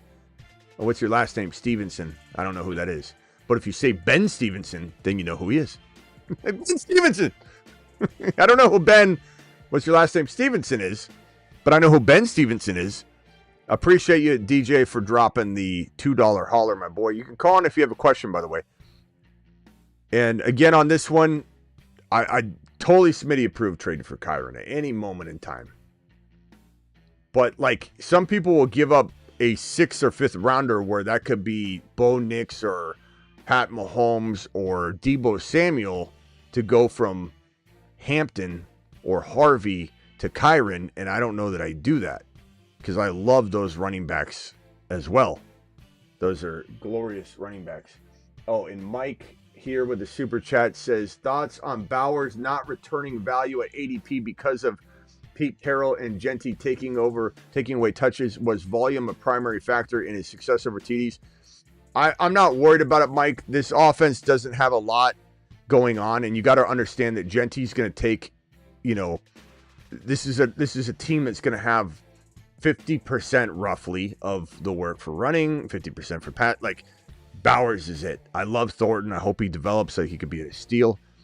Myers is okay. Mayer might get 15, 20 passes, like whatever. It doesn't matter. Bowers he's it, bro. He's the volume hog, and any lack of yardage for whatever reason would be compensated by an increase in touchdowns. And keep in mind, when people say things about this offense, bro, this offense was worse for Bowers last year. I know they had to throw a lot, but it's going to be a more efficient offense that lives in the red zone a whole lot more. And while Geno is not a great quarterback, he's a good quarterback. And he'll get the football to Bowers. Things have improved for Bowers. They have not gotten worse for Bowers. I can almost promise you that. Bowers is also more mature, learned a thing or two. And so all of those positives will wipe away any sort of regression that you're worried about. I don't think he'll have regression. I think he becomes more polished and he'll be an amazing asset. And okay, so back to the question, returning ADP though, different question. I feel like, as I've said before, and I told this to BBQ when he messaged, and I think it's a really good topic, is drafting early tight end wise or not in general? And the earlier the offseason is, the more easy it is to smash the hell out of it. We were walking out of, like, I want to say March, before the NFL draft. Clearly before the NFL draft because of Travis Hunter's value alone. But we were smashing Brock Bowers and Trey McBride drafts. I would exit a Brock Bowers and Trey McBride draft where I took them in the second round, and I'd be like, it doesn't even look like I took an early tight end. It looks like I'm just taking candy from a baby. Because we had Harvey falling, we had Handy falling, we had Hampton even falling really far, and we especially had guys like Debo and Travis Hunter, and Pat Mahomes was still hanging out real low. Rice was a 4th or 5th round pick. We were crushing it. And as the season moves along and the grandmas start to catch up, then our steals and our safety nets that are out there in round 3, 4, 5, 6, so that we're not playing catch up at the other positions because we went early tight end, those opportunities start to diminish as the offseason moves along. So my advice to anybody, and I'm going to make a video on this because, damn it, I wish I did it before it happened, but I have a pattern now that I could go off for next year. Damn it, is we need to draft early tight end in the beginning of the offseason. In the beginning of the offseason. We need to smash early tight end in the beginning of the offseason, get our fix and wet our beaks on the early tight end approach there. And then as we move into the offseason, we stray away from it. I'm not saying you can't do a good job, but there's also another component here, Mike. You're either good at drafting an early tight end or you're not. And you got to know that. This isn't a time to play around with it in your big money league or in your home league. Try it in best ball. Definitely a $5, $3, especially when there's like $3 drafts. Just hammer a bunch of early tight end drafts and see if you can get better at it if you're not. But you're either good at it or you're not. The people that are trying it for the first time in their buddy league, they usually crash and burn. Because it's not easy chasing all the positions, but it is so easy to crush it in the early offseason. I swear, I want to pull up some of the early drafts where we took Brock Bowers, and some of the teams we had were just unbelievable. Just unbelievable. Mike, thank you for the $5 super chat. And I think am I caught up on the supers? Maybe I'm not. There might be 2 more, and then I'll go to Rockout, who's on the phone line. I know for sure the guy before me is going Kairon. Okay, answered that one already. And Keaton Mitchell or Brashard Smith. And then Ferguson or Theo. I'll take Ferguson over Theo, but I understand. Theo's a big boy, but Ferguson's situation's better. And if they're kind of close anyway, go with Stafford and the boys. Don't go with the Giants carousel of crap. Seeing that other, I forget his name, that other tight end that's a rookie. He's getting some run right now with the Giants, too. Hey, Wes is holding the crown, too, right now in the chat, by the way. we got J1 with the crown 1. Wes is holding crown number 2. He's tearing down only by 50 points. He's tearing down a low-burning wall, and he's still in second. We'll see if he loses the crown. But Sam is number 3. I like this leaderboard. Sam is 3. Where does it say the points, though? I don't see that. Click like where it says crown 2 on his name, and it pulls up. There it is. Okay. So J1, Sam is 3. We got Scotty Dew's pretty close to taking the 3rd crown spot. I wish there was a way to show like all time points. Yeah, maybe they'll do that. Maybe they'll do that. But Wes coming in strong tonight with the cleaning up the image and overnight. I gotta admit, whoever's handling Wes's PR team is definitely. They should be handling the Terry McLaurin situation. Oh, so what about Eaton or? Oh yeah, but did you hear me, Travis? I was merging that call, but I was saying that the Terry McLaurin PR team, I think Wes's PR team that kind of cleaned up tonight's stuff, just buttoned it up real quickly. They need to handle this Terry McLaurin situation. All right, keep Mitchell or Brashard. I'm gonna lean toward. Man, this is tough. Oh, Sam took over as the 2. This is tough. I'm going to say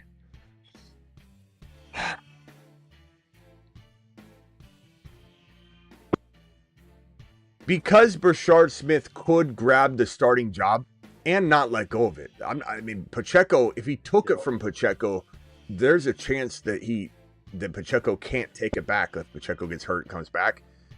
Keaton Mitchell can't take it from Henry. But if Henry went down, Keaton Mitchell would be better than Brashard Smith. But Keaton Mitchell's also getting probably some work no matter what all year, so he's safer. And Brashard Smith, we don't know when he's going to get his work. We think it could be earlier than later, but so this is kind of a tough call. I'd say if you need consistent production all year and you're not trying to make this a top 12 running back per start, and Keaton Mitchell kind of has that value if Henry went down. Keaton Mitchell might be the safe avenue. And I like him a lot, but I love both of them. Brashard Smith's a league winner. Keaton Mitchell's a potential league winner. I think they're both midseason monsters, right? Keaton Mitchell. Yeah. Oh, where's Mitchell? Yeah. Wait a minute. Was on there. Did we move him to the Moon Man? Oh, maybe. Okay, well, Brashard Smith's here. Let's go. Is he on the Moon Man list? The Moon Men dropping loads in outer space. He's not on the Mars. He's on a shuttle to Mars. Mars Men. Revenge Tour? Yeah. Oh. That's where you put him. There it is. Okay. I'm okay with that. He's kind of leading the. I knew he was somewhere. I'd say Mitchell by a hair. So, yeah, I mean, you should have enough running backs in front of either guy anyway. You kind of go with who you like better. So. Yeah. Alert. Stand down. Whoops. All right, let me go over to this phone caller here who's on the line. Oh, it's DJ and Rock Out. Rock Out real quick and then over to DJ. Rock Out, you're live. What's up, my boy? Can I give you my bad team? Sure, Rock Out. Hit me with it. Got pretty heavy with quarterbacks, but my team is May, Stafford, Ward, running back, Robinson, Kamara, Pacheco, Jordan Mason, Richard Smith, Lil Bill, wide receiver, Marvin Harrison Jr., Wilson, Rice, Samuel, Kyle Williams, Pat Bryant, tight end, Andrews, Ertz, and Ferguson. Nice. What do you think about Achane? Where's he ranking for you? And I know Wolf said he's had so much fun tonight, says Wolf. I appreciate that, Wolf. Thank you. And then D-Rock says Smith was a converted wide receiver. Yeah, he's a successful converted. It's not like he converted and was like, kind of trying to barely learn. He's successfully converted. He brings all that value to the table. And we got J1 dropping another. He says, no one's taking my crown tonight. You're going to have to drop a $100 hauler to take my crown tonight. Let's get hold on, Rock Out. I'm sorry. Let's get this drone back up. J1, I don't even have to change out the paper. We're going straight with the. Mashed potatoes. Hold on a second. Yeah, buddy. Hold on a second.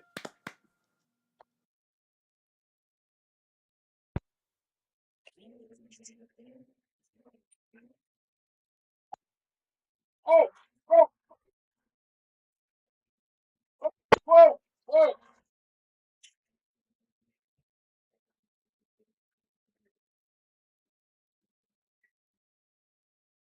I don't know why it's not flying straight. I got to see if there's something happened. It might just need to be charged.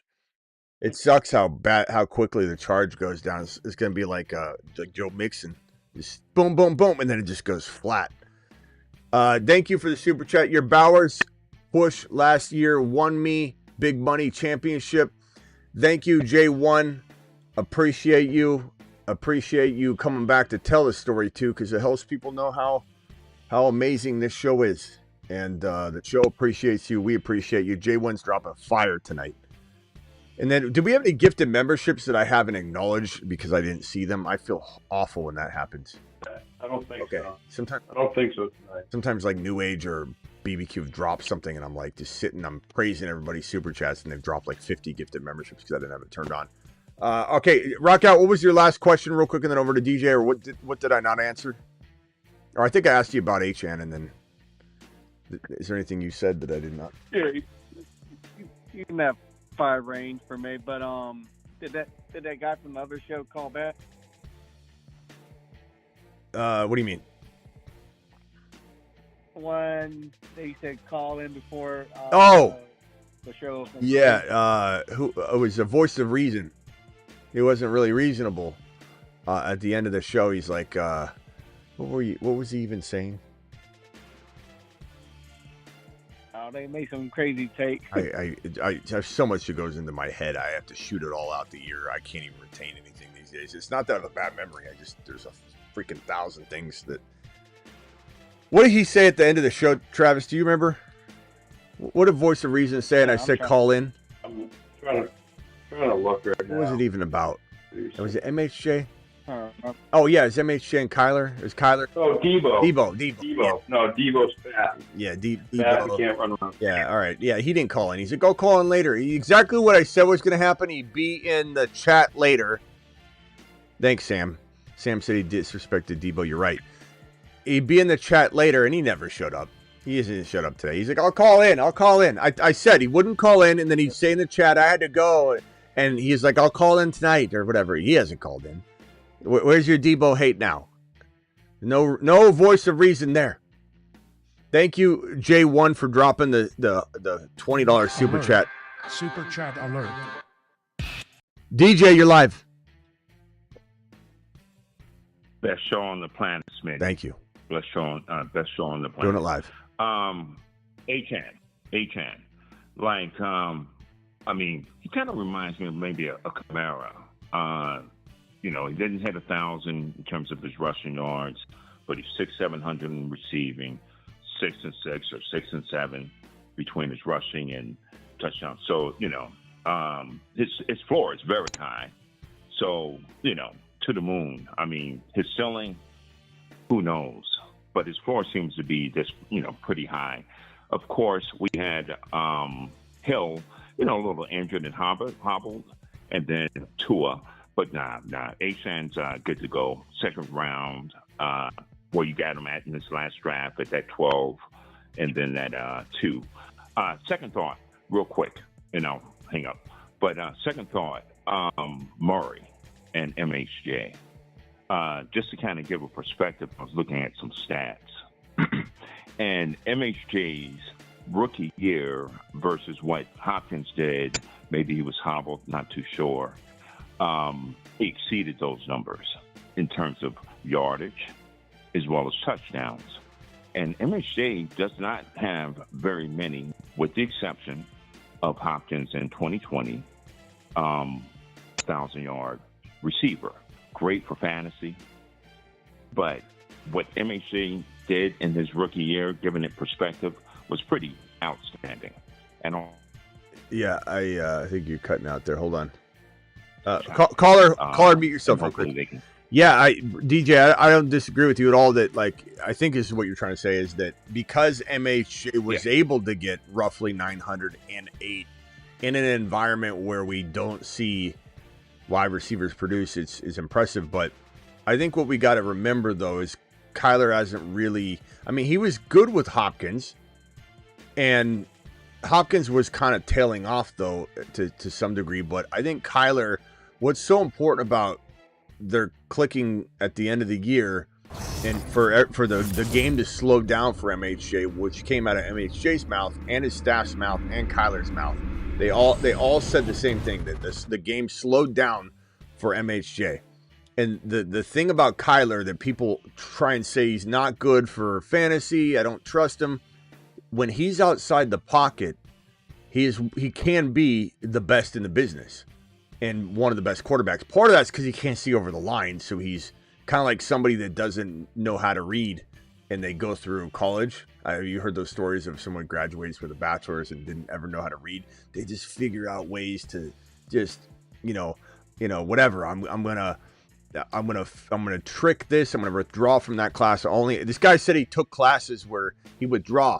He took him a longer time than most people to graduate from college, but he learned so many ways to deceive people, and they don't know what they're looking at. Like, he would withdraw from the class if he couldn't just take the test and have somebody, cheat off somebody or whatever. Kyler, I think when defenses realize he can't stay in the pocket, it's like they figure out what is really going on. Kyler can't really do well inside the pocket, but when he scrambles outside the pocket, And they're able to construct plays where he's roaming around. If he has the right wide receiver, the two can flourish together. Hopkins was, because if you remember back to the Deshaun Watson-Hopkins connection, Hopkins was the best wide receiver in the league when his quarterback was outside the pocket. So it was a real exciting thing in Arizona to match up arguably the best outside the pocket quarterback in the league with the best outside the pocket wide receiver when the quarterback's outside the pocket wide receiver in the league. And it was a pretty good match. So the key to MHJ is making sure MHJ is in running routes and has a route tree that corresponds and is parallel with Kyler Murray's scrambling. And that's part of the problem. When you go back to film and watch MHJ running 60 yards down the field with not a person in sight, and this happened on more than 2 occasions last year, which would give MHJ 1,000 yards and 10 touchdowns if they just connected on 2 of the 2 or 3 or 4 plays that Kyler didn't see MHJ running downfield. So if they can make sure MHJ with an expanded route tree, which is not downfield expanded, it's in the shorter variety, if MHJ can linger in spaces where Kyler can see because he's roaming this way and he's got this field of vision here instead of MHJ on the other side of the field, wide open running downfield, then MHJ is going to flourish because he's going to be a receiver that can play well with his quarterbacks outside the pocket, and Kyler can then get back to being the best quarterback throwing the ball outside the pocket. So it's got to be parallel and correlate. MHJ has to be in places and fields of vision where Kyler's moving toward. That's the key. And Petsing's got to do that. The Cardinals got to do that. I think they will. That's a great point. And as you were sharing your thought, all well, fine and good. But if we look at Lamar Jackson, right? And we say he's never had a 1,000-yard receiver. Now, I'm not saying he's had a Hopkins, or an MHJ, but he's capped. Murray's capped. Great for fantasy. Maybe you misunderstood. Great for fantasy. And again, what MHJ did, that's testament to him. But he's capped. Outside the pocket, all fine, well and good. And if I might add, in 23, when Hopkins went to the Titans, he hit the G in 7 touchdowns, which he hadn't done in 3 years prior. So yeah, I get that. It's a great point. But I kind of liken Murray, great for fantasy, but I kind of like him. But I don't know. I don't know that I fully agree though that he can't and I agree with what you're saying, but I think he can get there. This is, a player that's still in progress. But just real quickly on the Hopkins front, I mean, Hopkins had a real solid year with Kyler. It just wasn't a long, stint or whatever. It was 115 receptions in 2020, 160 targets, right, 1,400 yards, and 6 TDs. So we know Kyler can produce a big wide receiver line. And I think that the correlation here though is that Hopkins came over and still, lingered for a while in this category as the best wide receiver in the league when his quarterback was throwing outside the pocket. And so that's what you need to have in order for a successful, and this is why McBride's so good, because McBride is put in places on the field that caters to that type of quarterback play. So as long as MHJ's as long as MHJ's getting used differently, I'm feeling really good about it. I think people don't understand that MHJ was like in some of these cases on the opposite side of the field running a go route, and Kyler's scrambling this way, and MHJ's wide open going down the field, and he can't see. He's short. He can't see over the line. There's all these linemen right here. It's almost as if there's like a bunch of oleanders sitting in front of him, and he doesn't know what's going on the other side of the oleanders. He's running this way, and here comes McBride running right alongside of him. This is easy. Catch it, McBride. And MHJ's running down the field, putting his arm up like, I'm wide open. This is a 70-yard touchdown. So we just need to have his route tree expanded, which we've heard from Petsing and everybody there that it's going to happen. And from GM down to coach down to other staff members, they're saying everything's clicking for MHJ. He bulked up. Bulking up means he's probably going to be lingering around the middle of the field more, doesn't it? Not necessarily. You don't bulk up to run go routes. So I think MHJ is going to surprise the world. I love it. Third round value, steep. Oh no, I don't disagree. I think you're making my point. Yeah. In terms of MHJ, in terms of what he did in his rookie year, you're right. Considering, that situation. Lastly, correct. McLaurin, JD5 is just that good, man. I mean, with McLaurin's touchdown production last year, what was it? 13 touchdowns. And in the previous 3 years, he had 14 total, right? He had less targets last year. And I'm sure you guys went over this, so, I might, be redundant here. But I want to make my point. And still about the same yardage, 1,000 yards or what have you. So you're down Skippy. He better ask for this money. Like you said last night or the other night, he's 30. He's good. He is one of those receivers that didn't have a quarterback, but he still was productive. But JD5 is just that good. I mean, he, 13 touchdowns, and McLaurin needed that, and he knows this. So AP will do the right thing. Yeah. He'll get it done. I don't think there's anything to see. I think that, like I said earlier, there's definitely on the McLaurin front, there's definitely a world where the agent is the problem here. But it doesn't sound like that right now. I'm just, my gut's telling me that he's being told by his agent, you can get this. His expectation is not realistic. And the Commanders walked away and said, look, we're offering you what we think, and this is a business. So your agent is who we're walking away from. And it sucks that that's the way it is. I mean, you're not going to call the agent every day and go, hey, buddy, you thinking anything different? But you're calling McLaurin and they haven't talked to McLaurin. And if McLaurin's agent said, go to me, don't go to him, then I could see how that's going the way it's going, maybe. But at the end of the day, McLaurin's got to have a reality check that he's 30 years old.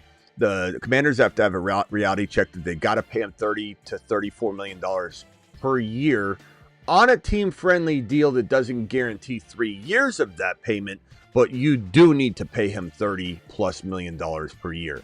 Now, are they lowballing him at 27, 28, 29? Maybe. Are they looking at Godwin's contract and trying to use that? Or are they saying, we'll pay you 33 per year, but guarantee you 50, guarantee you 45, guarantee you whatever, so that you're not really paying 33 a year. You can pay him more money per year with less guaranteed, or you can pay him less per year and guarantee him the $50 million or whatever. If I was McLaurin, I would say, give me a year and a half guaranteed. Show me something. And if they aren't doing that, they're going to have to, on the Washington side, nudge a little bit. Because there's no way you can walk out of the situation if you're McLaurin and not say, pay me $30 million. I don't care what the number is. The guaranteed money is all that really matters at the end of the day. If it's $30 million, even so be it. Guarantee me 50. And put incentives in so I can get 33. That's all you need to do. So incentives might be the cure for this problem. All right, DJ, appreciate you. Got to go. Thanks, pal. You're the man. Thanks. Later.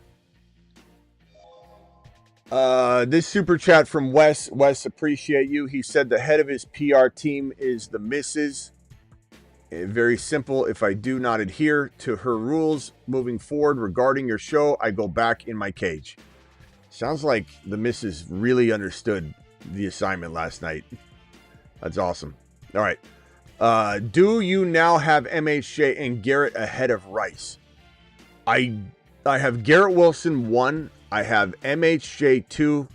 I have Rice number 3 in a best ball draft, in a redraft league, whatever.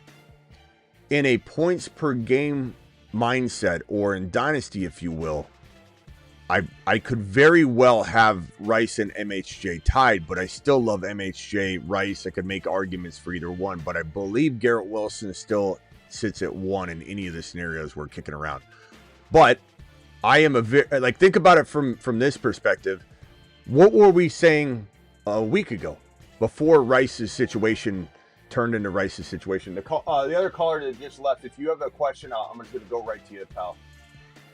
you just hung up. I was going to go right to you. If you have a question, I'll gladly answer the call again. If you look at it from this perspective, 1 week and a half ago, when there was no talk of Rice suspension happening this year, it's going to happen in 2026. We talked about Rice from dynasty perspectives as if he was almost a second-round pick. Just because we're expediting the suspension doesn't mean in dynasty we're dropping his value any at all, really. Unless you're thinking like, I'm drafting a dynasty team to win now, and all things equal, I'm just going to lean toward MHJ. I can understand that. That's why I say MHJ and Rice are kind of tied. But I don't think Rice loses any dynasty value. And if you think that the Chiefs look down upon him, they don't. I promise you. This is their number one wide receiver. They love Worthy. Worthy's such a good asset to this team. And Worthy's going to be a monster. He's going to be T. Higgins. T. Higgins won Best Ball Mania last year.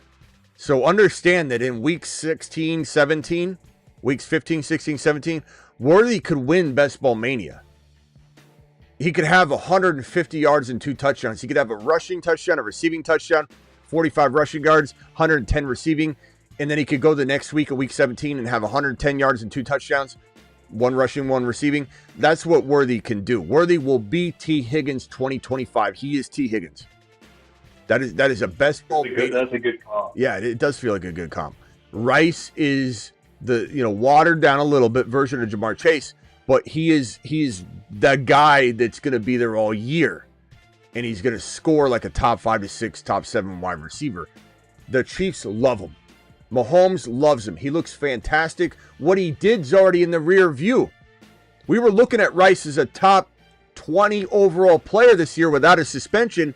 Because he was handed his suspension and pleaded, doesn't mean the team goes, now we're real disappointed. It's all known. This is all known. His value should not change. So, Dynasty, final answer, Garrett Wilson tied Rice MHJ. And, you lean MHJ maybe if you're trying to win now, I suppose. But there's definitely, I need to make sure people understand, there's scenarios where you could draft enough great backups and you lose maybe 3 points a game for the 3 games that he's out. He might not even get suspended at all. Just, we got to wait and see. We got to expect 3 games to kind of cover both sides. But if he misses 3 games and you put another player in there for 3 games, you might be down 18 points sum total. And now you got Rice firing on all cylinders, and he's fresh all year. He doesn't slow down at all, and he's healthier and stronger. Even though he's 100%, he's still going to get stronger. I got the caller back on the line here, the 808 caller. What's up? What's your name? Where are you calling from? Hey, this is Scott from Hawaii, dude. When are you going to save my number, man? Scotty Doo. I know. I need to. The problem is I can't do it. I got to do it after the fact, and then by then, like 8 calls come in, and I'm like, it's gone. Your number's gone. What can I do for you, Scotty? I need some wide receiver help, and I have 4 running backs that I could trade. Just trying to get an idea of what I could get, or who I could get for these running backs. I have Gibbs. Hold on, let me pull it up. I don't like this idea. Gibbs, Kairon, Harvey, and Connor. Gibbs. And my wide receivers. Kairon, Harvey, and Connor? Yeah, and Connor. Well, I mean, here's what I'm going to tell you off the jump, bro. Of course I'm going to trade Connor if I can get rid of Connor. I just don't know that there's a market for getting rid of Connor. Harvey, you're not going to get the value for him that he deserves, so don't even try. Someone's going to underpay. You're not going to get someone to buy him at top 6 to 10 running back value, which is what he is. So he's not somebody Gibbs, don't even think about it. These are your 2 future RBs. And I love Kairon, and you better not trade him for pennies on the dollar. But he is somebody I would consider shopping. But you might want to wait till he signs his extension. And then you might get a little bit uptick in value. And then you could go across position. We've had a lot of people trade Kairon for Rice in Dynasty. And I don't mind that if you need a receiver. MHJ, Garrett Wilson, 3 receivers we just compared. Those JSN even, and something, maybe Hunter and something. But I'd try and get more if you can. the moment Kairon signs his extension, he should have a little bit more value. But I would definitely just keep these RBs. Who are your receivers? T. Higgins, Darnell Mooney, Golden, Kyle Williams, and Kirk. Connor and Golden for Hunter. Connor and Golden for, I mean, you're not going to get JSN, but you try throwing second rounders. Connor and Golden and a first rounder for Hunter. Connor, Golden, Hunter for MHJ. Connor, Hunter, Gold. I mean, you could even go like Connor and a second, Connor and Golden for like DK. I mean, you might like Golden more than that. Someone in the chat that thinks Golden's a top 12 wide receiver might be pulling their hair out right now, but I like DK more than that. I like JSN way more. I like Hunter way more. Igbuka would be crafty using Connor in like a handful of seconds, but I would even do a first in Connor for Igbuka potentially. But Hunter, I would definitely do a first in Connor. Kairon for Rice, Kairon for London, Kairon for MHJ, Kairon for Garrett Wilson, Kairon for JSN and something. I kind of want, I would do it straight up, I guess, but I would try and get something. Those are my ideas. Straight up for Garrett Wilson? Straight up for Garrett Wilson? Absolutely. Kairon, sure. Yeah, in this situation, yeah, you could do it. You could afford it. And you could still try and trade Connor in the first for Hunter. And then you got Garrett Wilson, Hunter, RB, Gibbs. You're on your... It's a redraft. There's no... it's a redraft. You already redrafted? Dude, I've done like 6 of them already. I don't know. I mean, it changes a little bit of what I'm saying, but I still do it all. Connor... So when I'm saying first rounder, you just been sitting there. What's that clicking? Damn it! That clicking. But I've been saying first rounder the whole time. You've just been sitting there. All my advice is null and void. Because you keep going, I don't like to interrupt you. All right. You get the point. Yeah. I'm looking at the draft board from the draft day. See if I can cook something out. All right, my boy. Why don't you let me? Why don't these dummy Niners, go sign Amari Cooper, go sign Keenan Allen? That would. I don't know, bro. I have no idea. Keenan Allen's as good as freaking bunch of dummies. Yeah, they don't know what they're doing, bro. Any team not signing Keenan Allen right now is dropping the ball. He might be saying no to some teams though, but I mean, Keenan Allen. You throw Keenan Allen and Amari Cooper on the Patriots. The Niners, dude. Yeah, well, you guys got a lot of wide receivers. It's just they're banged up, and I don't know. I don't want to see. They're never healthy. I know, but I don't know if I want Keenan Allen going there and just wasting away. Take Amari Cooper. You were going to trade for Amari Cooper anyway. You were going to swap Amari and Ayuk until Ayuk cried like a little baby and got homesick, and they're like, his mommy had to pick him up from camp. Yeah, all right, got to go. What are these guys worth? What's their 1-year deal value for Keenan Allen? It's hard to say, bro. It's hard to say. All right, got to go. Appreciate you, Scotty. Call in tomorrow. All right, rock out. Final thoughts. That clicking's driving me crazy. If I cut down to 2 callers, it seems to get a little better. But go ahead, rock out. Final thoughts. Clicking is bad. Rock out. So what running back you want to take from the Jacksonville backfield? We just talked about that a little bit ago. It's so hard to say, man. I mean, ETN, Bigsby, Tootin, no one knows. Yeah. You just have to kind of grab all 3. Or if you're going to avoid ETN, Tootin and Bigsby probably get you, I would say, at least 6-7 starts. You'll have the number 1 running back. Total guesswork. I could change my tune tomorrow. That's kind of my stance right now. But I love ETN. I do love him. He's a good player. I just don't know if did he fall off or was he just misused? Hard to say. Thank you, Peanut Butter and Jelly. Appreciate you, bro. Anything else, Rockout? Yeah, I was like in some situations where I would pass over Walker sometimes just because I'm afraid to get sniped with Charbonnet. I don't think you get sniped on Sharbs in communities outside of ours. Because you can take them like a round early. I've been taking them like clockwork almost in every draft all offseason long. And I'm always taking them a round early. No one even has a shot at them. So I take him about a round early, but it's definitely not something that I think you'll struggle with on the average draft. You're taking Walker, and then at ADP, and then Sharps you'll take like one pick early. Later, Wes, appreciate you. One pick early, take Sharps. Or one round early. One pick early. Put it right to the limit. No. Sharps 1 round early, and you should be fine. Yeah. All right, man. Cool. Later, rock out. Call him tomorrow, bro. Appreciate you. All right, Travis, final thoughts. And then I'm all set, Smitty. I'll talk to you later. all right, man. Appreciate you later. That clicking is so bad. It gets worse progressively. Sometimes, not always, but sometimes when we have a full phone line, somebody's phone triggers it. There's nothing explainable about it. We tried to troubleshoot it. We've had certain people hang up, and we had people add people to the call that seemed like the culprit, and then a clicking happened, and we thought we had it, and then the next time it wasn't. It's just it's stupid. And there's so many things that are playing together plug-in wise. There's no way to solve it. $2 hauler from Rang. Appreciate you.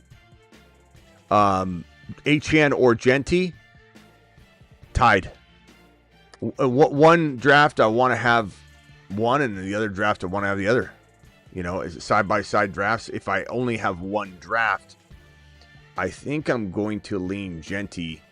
And you might think this sounds crazy, but I'm leaning Genty because I think the offense is safer for Genty than it is for Achane. But I think by a little, I still think Miami's pretty safe. But there's more confidence in what Pete Carroll is going to do and how this will look, even though people run their mouth about LV and they say things like, they were bad last year, their line was bad. Who cares about last year? What a boring, as Tony Soprano says, the most boring form of conversation is remember when. Remember when LV was bad last year? Remember when LV had no quarterback last year? Remember when LV didn't have Genty alone last year? What Genty alone's going to do for Genty, what Genty alone's going to do for the offense to make McBride even more dangerous. You throw in a competent quarterback. He's not an elite top 5 guy, but he's top 12 material and efficient and a good football quarterback. Maybe not our fantasy golden boy, but he's a good football quarterback. Stop with the LV talk. You sound lazy. You anti-LV people sound lazy.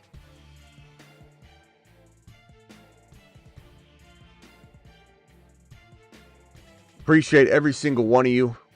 Genty by a hair, but I love both of them. Split that bad boy. Do you have, last super chat, do you now have MHJ and Garrett Wilson ahead of Rice? Is this someone I just answered? Yeah. Yeah, it's a great question, though. Probably why I left it there. Thank you to my super chatters. J1 is the crown of the night. We've got the leaderboard, which is awesome. Awesome new addition by YouTube. Wes ranked in at 2. Wes finished as number 2. D-Rock dropping another super chat here on the way out the door. D-Rock, appreciate you. 12-team Superflex PPR offered Hall and Downs for Kairon. I like Kairon and Hall, and kind of similar. Thank you, Vader. Appreciate you. I would like Kairon more than Hall, but I'm not saying I don't take Kairon. I probably do take Kairon. Cuff him. And I love Hall, but I'd probably say, like, you could regret this, is certainly Hall is that good. We love both these guys. These are league winners, bro. These are league winners, and their value is ridiculously disrespectful. These are part of the disrespected crew. The disrespected. And you know who needs to be on here now? So we have Hall, Kairon. So we'll put Kairon. I'll have to reorder this, but these are the disrespected. ADP wise, it's filthy. ADP wise is disgusting. It's so insulting to look at these guys and their ADP values. I got to reorder it because we have more on here. So just, pretend the numbers all match up. And I don't even know which one's the most disrespected, because by the time I made this, the ADPs have changed a lot. But these are 2 of the disrespected. And we're talking about less than 10 guys here by the time I add maybe one or two more. 10 total players. We'll make it a top 10 disrespected board. Both Kairon and Hall are on it. So kind of a tough question to answer, my boy. But I lean toward Kairon by a hair. Thank you, D-Rock, for the additional super chat. Appreciate you very much. And thank you again to all my super chatters. D-Rock, Rang, appreciate you. Rang 14. AZ Healing, appreciate you. Wes, appreciate your super chat. J1 with a $20 AZ. Healing again. David, DJ, appreciate you. Mike, appreciate you. Lat, appreciate you. Wes again. J1 again with a 20. J1 again with a $20 hauler. 3 $20 haulers? J1, 1, 2, 3. J1 had 3 $20 haulers tonight. Coming home with the number one crown. Appreciate you. AZ Healing, Sam, appreciate you. Steve, Scotty Do, and then Easy E. Appreciate all of you dropping the super chat wattage on the screen. I will see you tomorrow. Appreciate you. Time for Taco Bell. I'll be live Monday through Friday. It's always year round. Monday through Friday, 8 p.m. Eastern, 365 days a year. I'm live at some point, right? There might be one day out of the year I just have like a video upload or something and I don't go live. I don't know. It's usually 365, but Monday through Friday, 8 p.m. Eastern, I'm always live. I'm live additionally whenever big news breaks, and I'm live almost every single midnight Eastern, and that's the show you're watching here. And if you want to draft with us next time on Underdog, promo code Smitty, please hit this link that I'm dropping in the live chat. The link is pinned in the live chat as well. The link is in the description of this video and every video, and code Smitty also gets it done. If you want to draft with us next time, please smash this. And for those that don't know, my Patreon is just $10 a month. Cancel anytime. If you don't love it, just cancel it. You spend $10 on trying it, and it's a 24/7, 365 live chat group. I just dropped the link in the live chat. If you're watching a replay, the link's in the description and the description of any video. If you later on want to try it and you're like, what was that link again? It's in the description of any video. It's a 24/7 live chat group. Ask trade questions, ask whatever, just hang out. It's like, what movies you watching? It's a great place. You're feeling lonely for the day. You just want to have a group. Like everyone's got a group chat. Maybe your group chat died and went away and you don't have those buddies anymore. This is now your new group chat. This is now your new 24/7, your board live chat group. Click the link. I just dropped it. It's in the description of every video. It's patreon.com/the fantasy football show. I'll see you over on the Patreon right now. I'm going over there right now to chat with you guys. We always do a post show, like little chat. Any questions anybody has? We do that. We do it live. I'm going to type that right now in the Patreon. As I sit here, I'm going to say, yo, any post graveyard topics. Boom, I just posted that now. Awaiting responses. Let's live chat. See you all tomorrow. Appreciate you. Oh, and somebody said drop the Achane drop, and we never did. Who was that? Somebody dropped a super chat and said drop the Achane drop, and I don't think I ever did it. Is that person still here? Achane.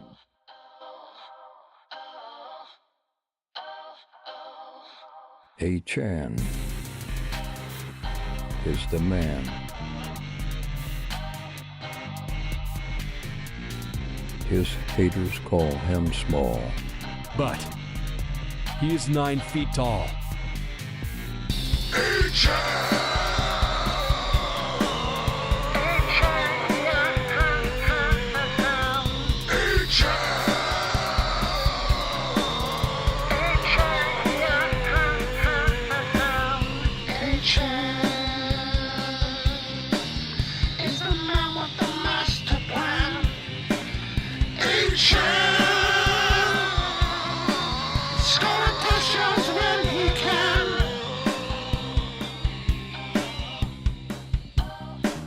Achane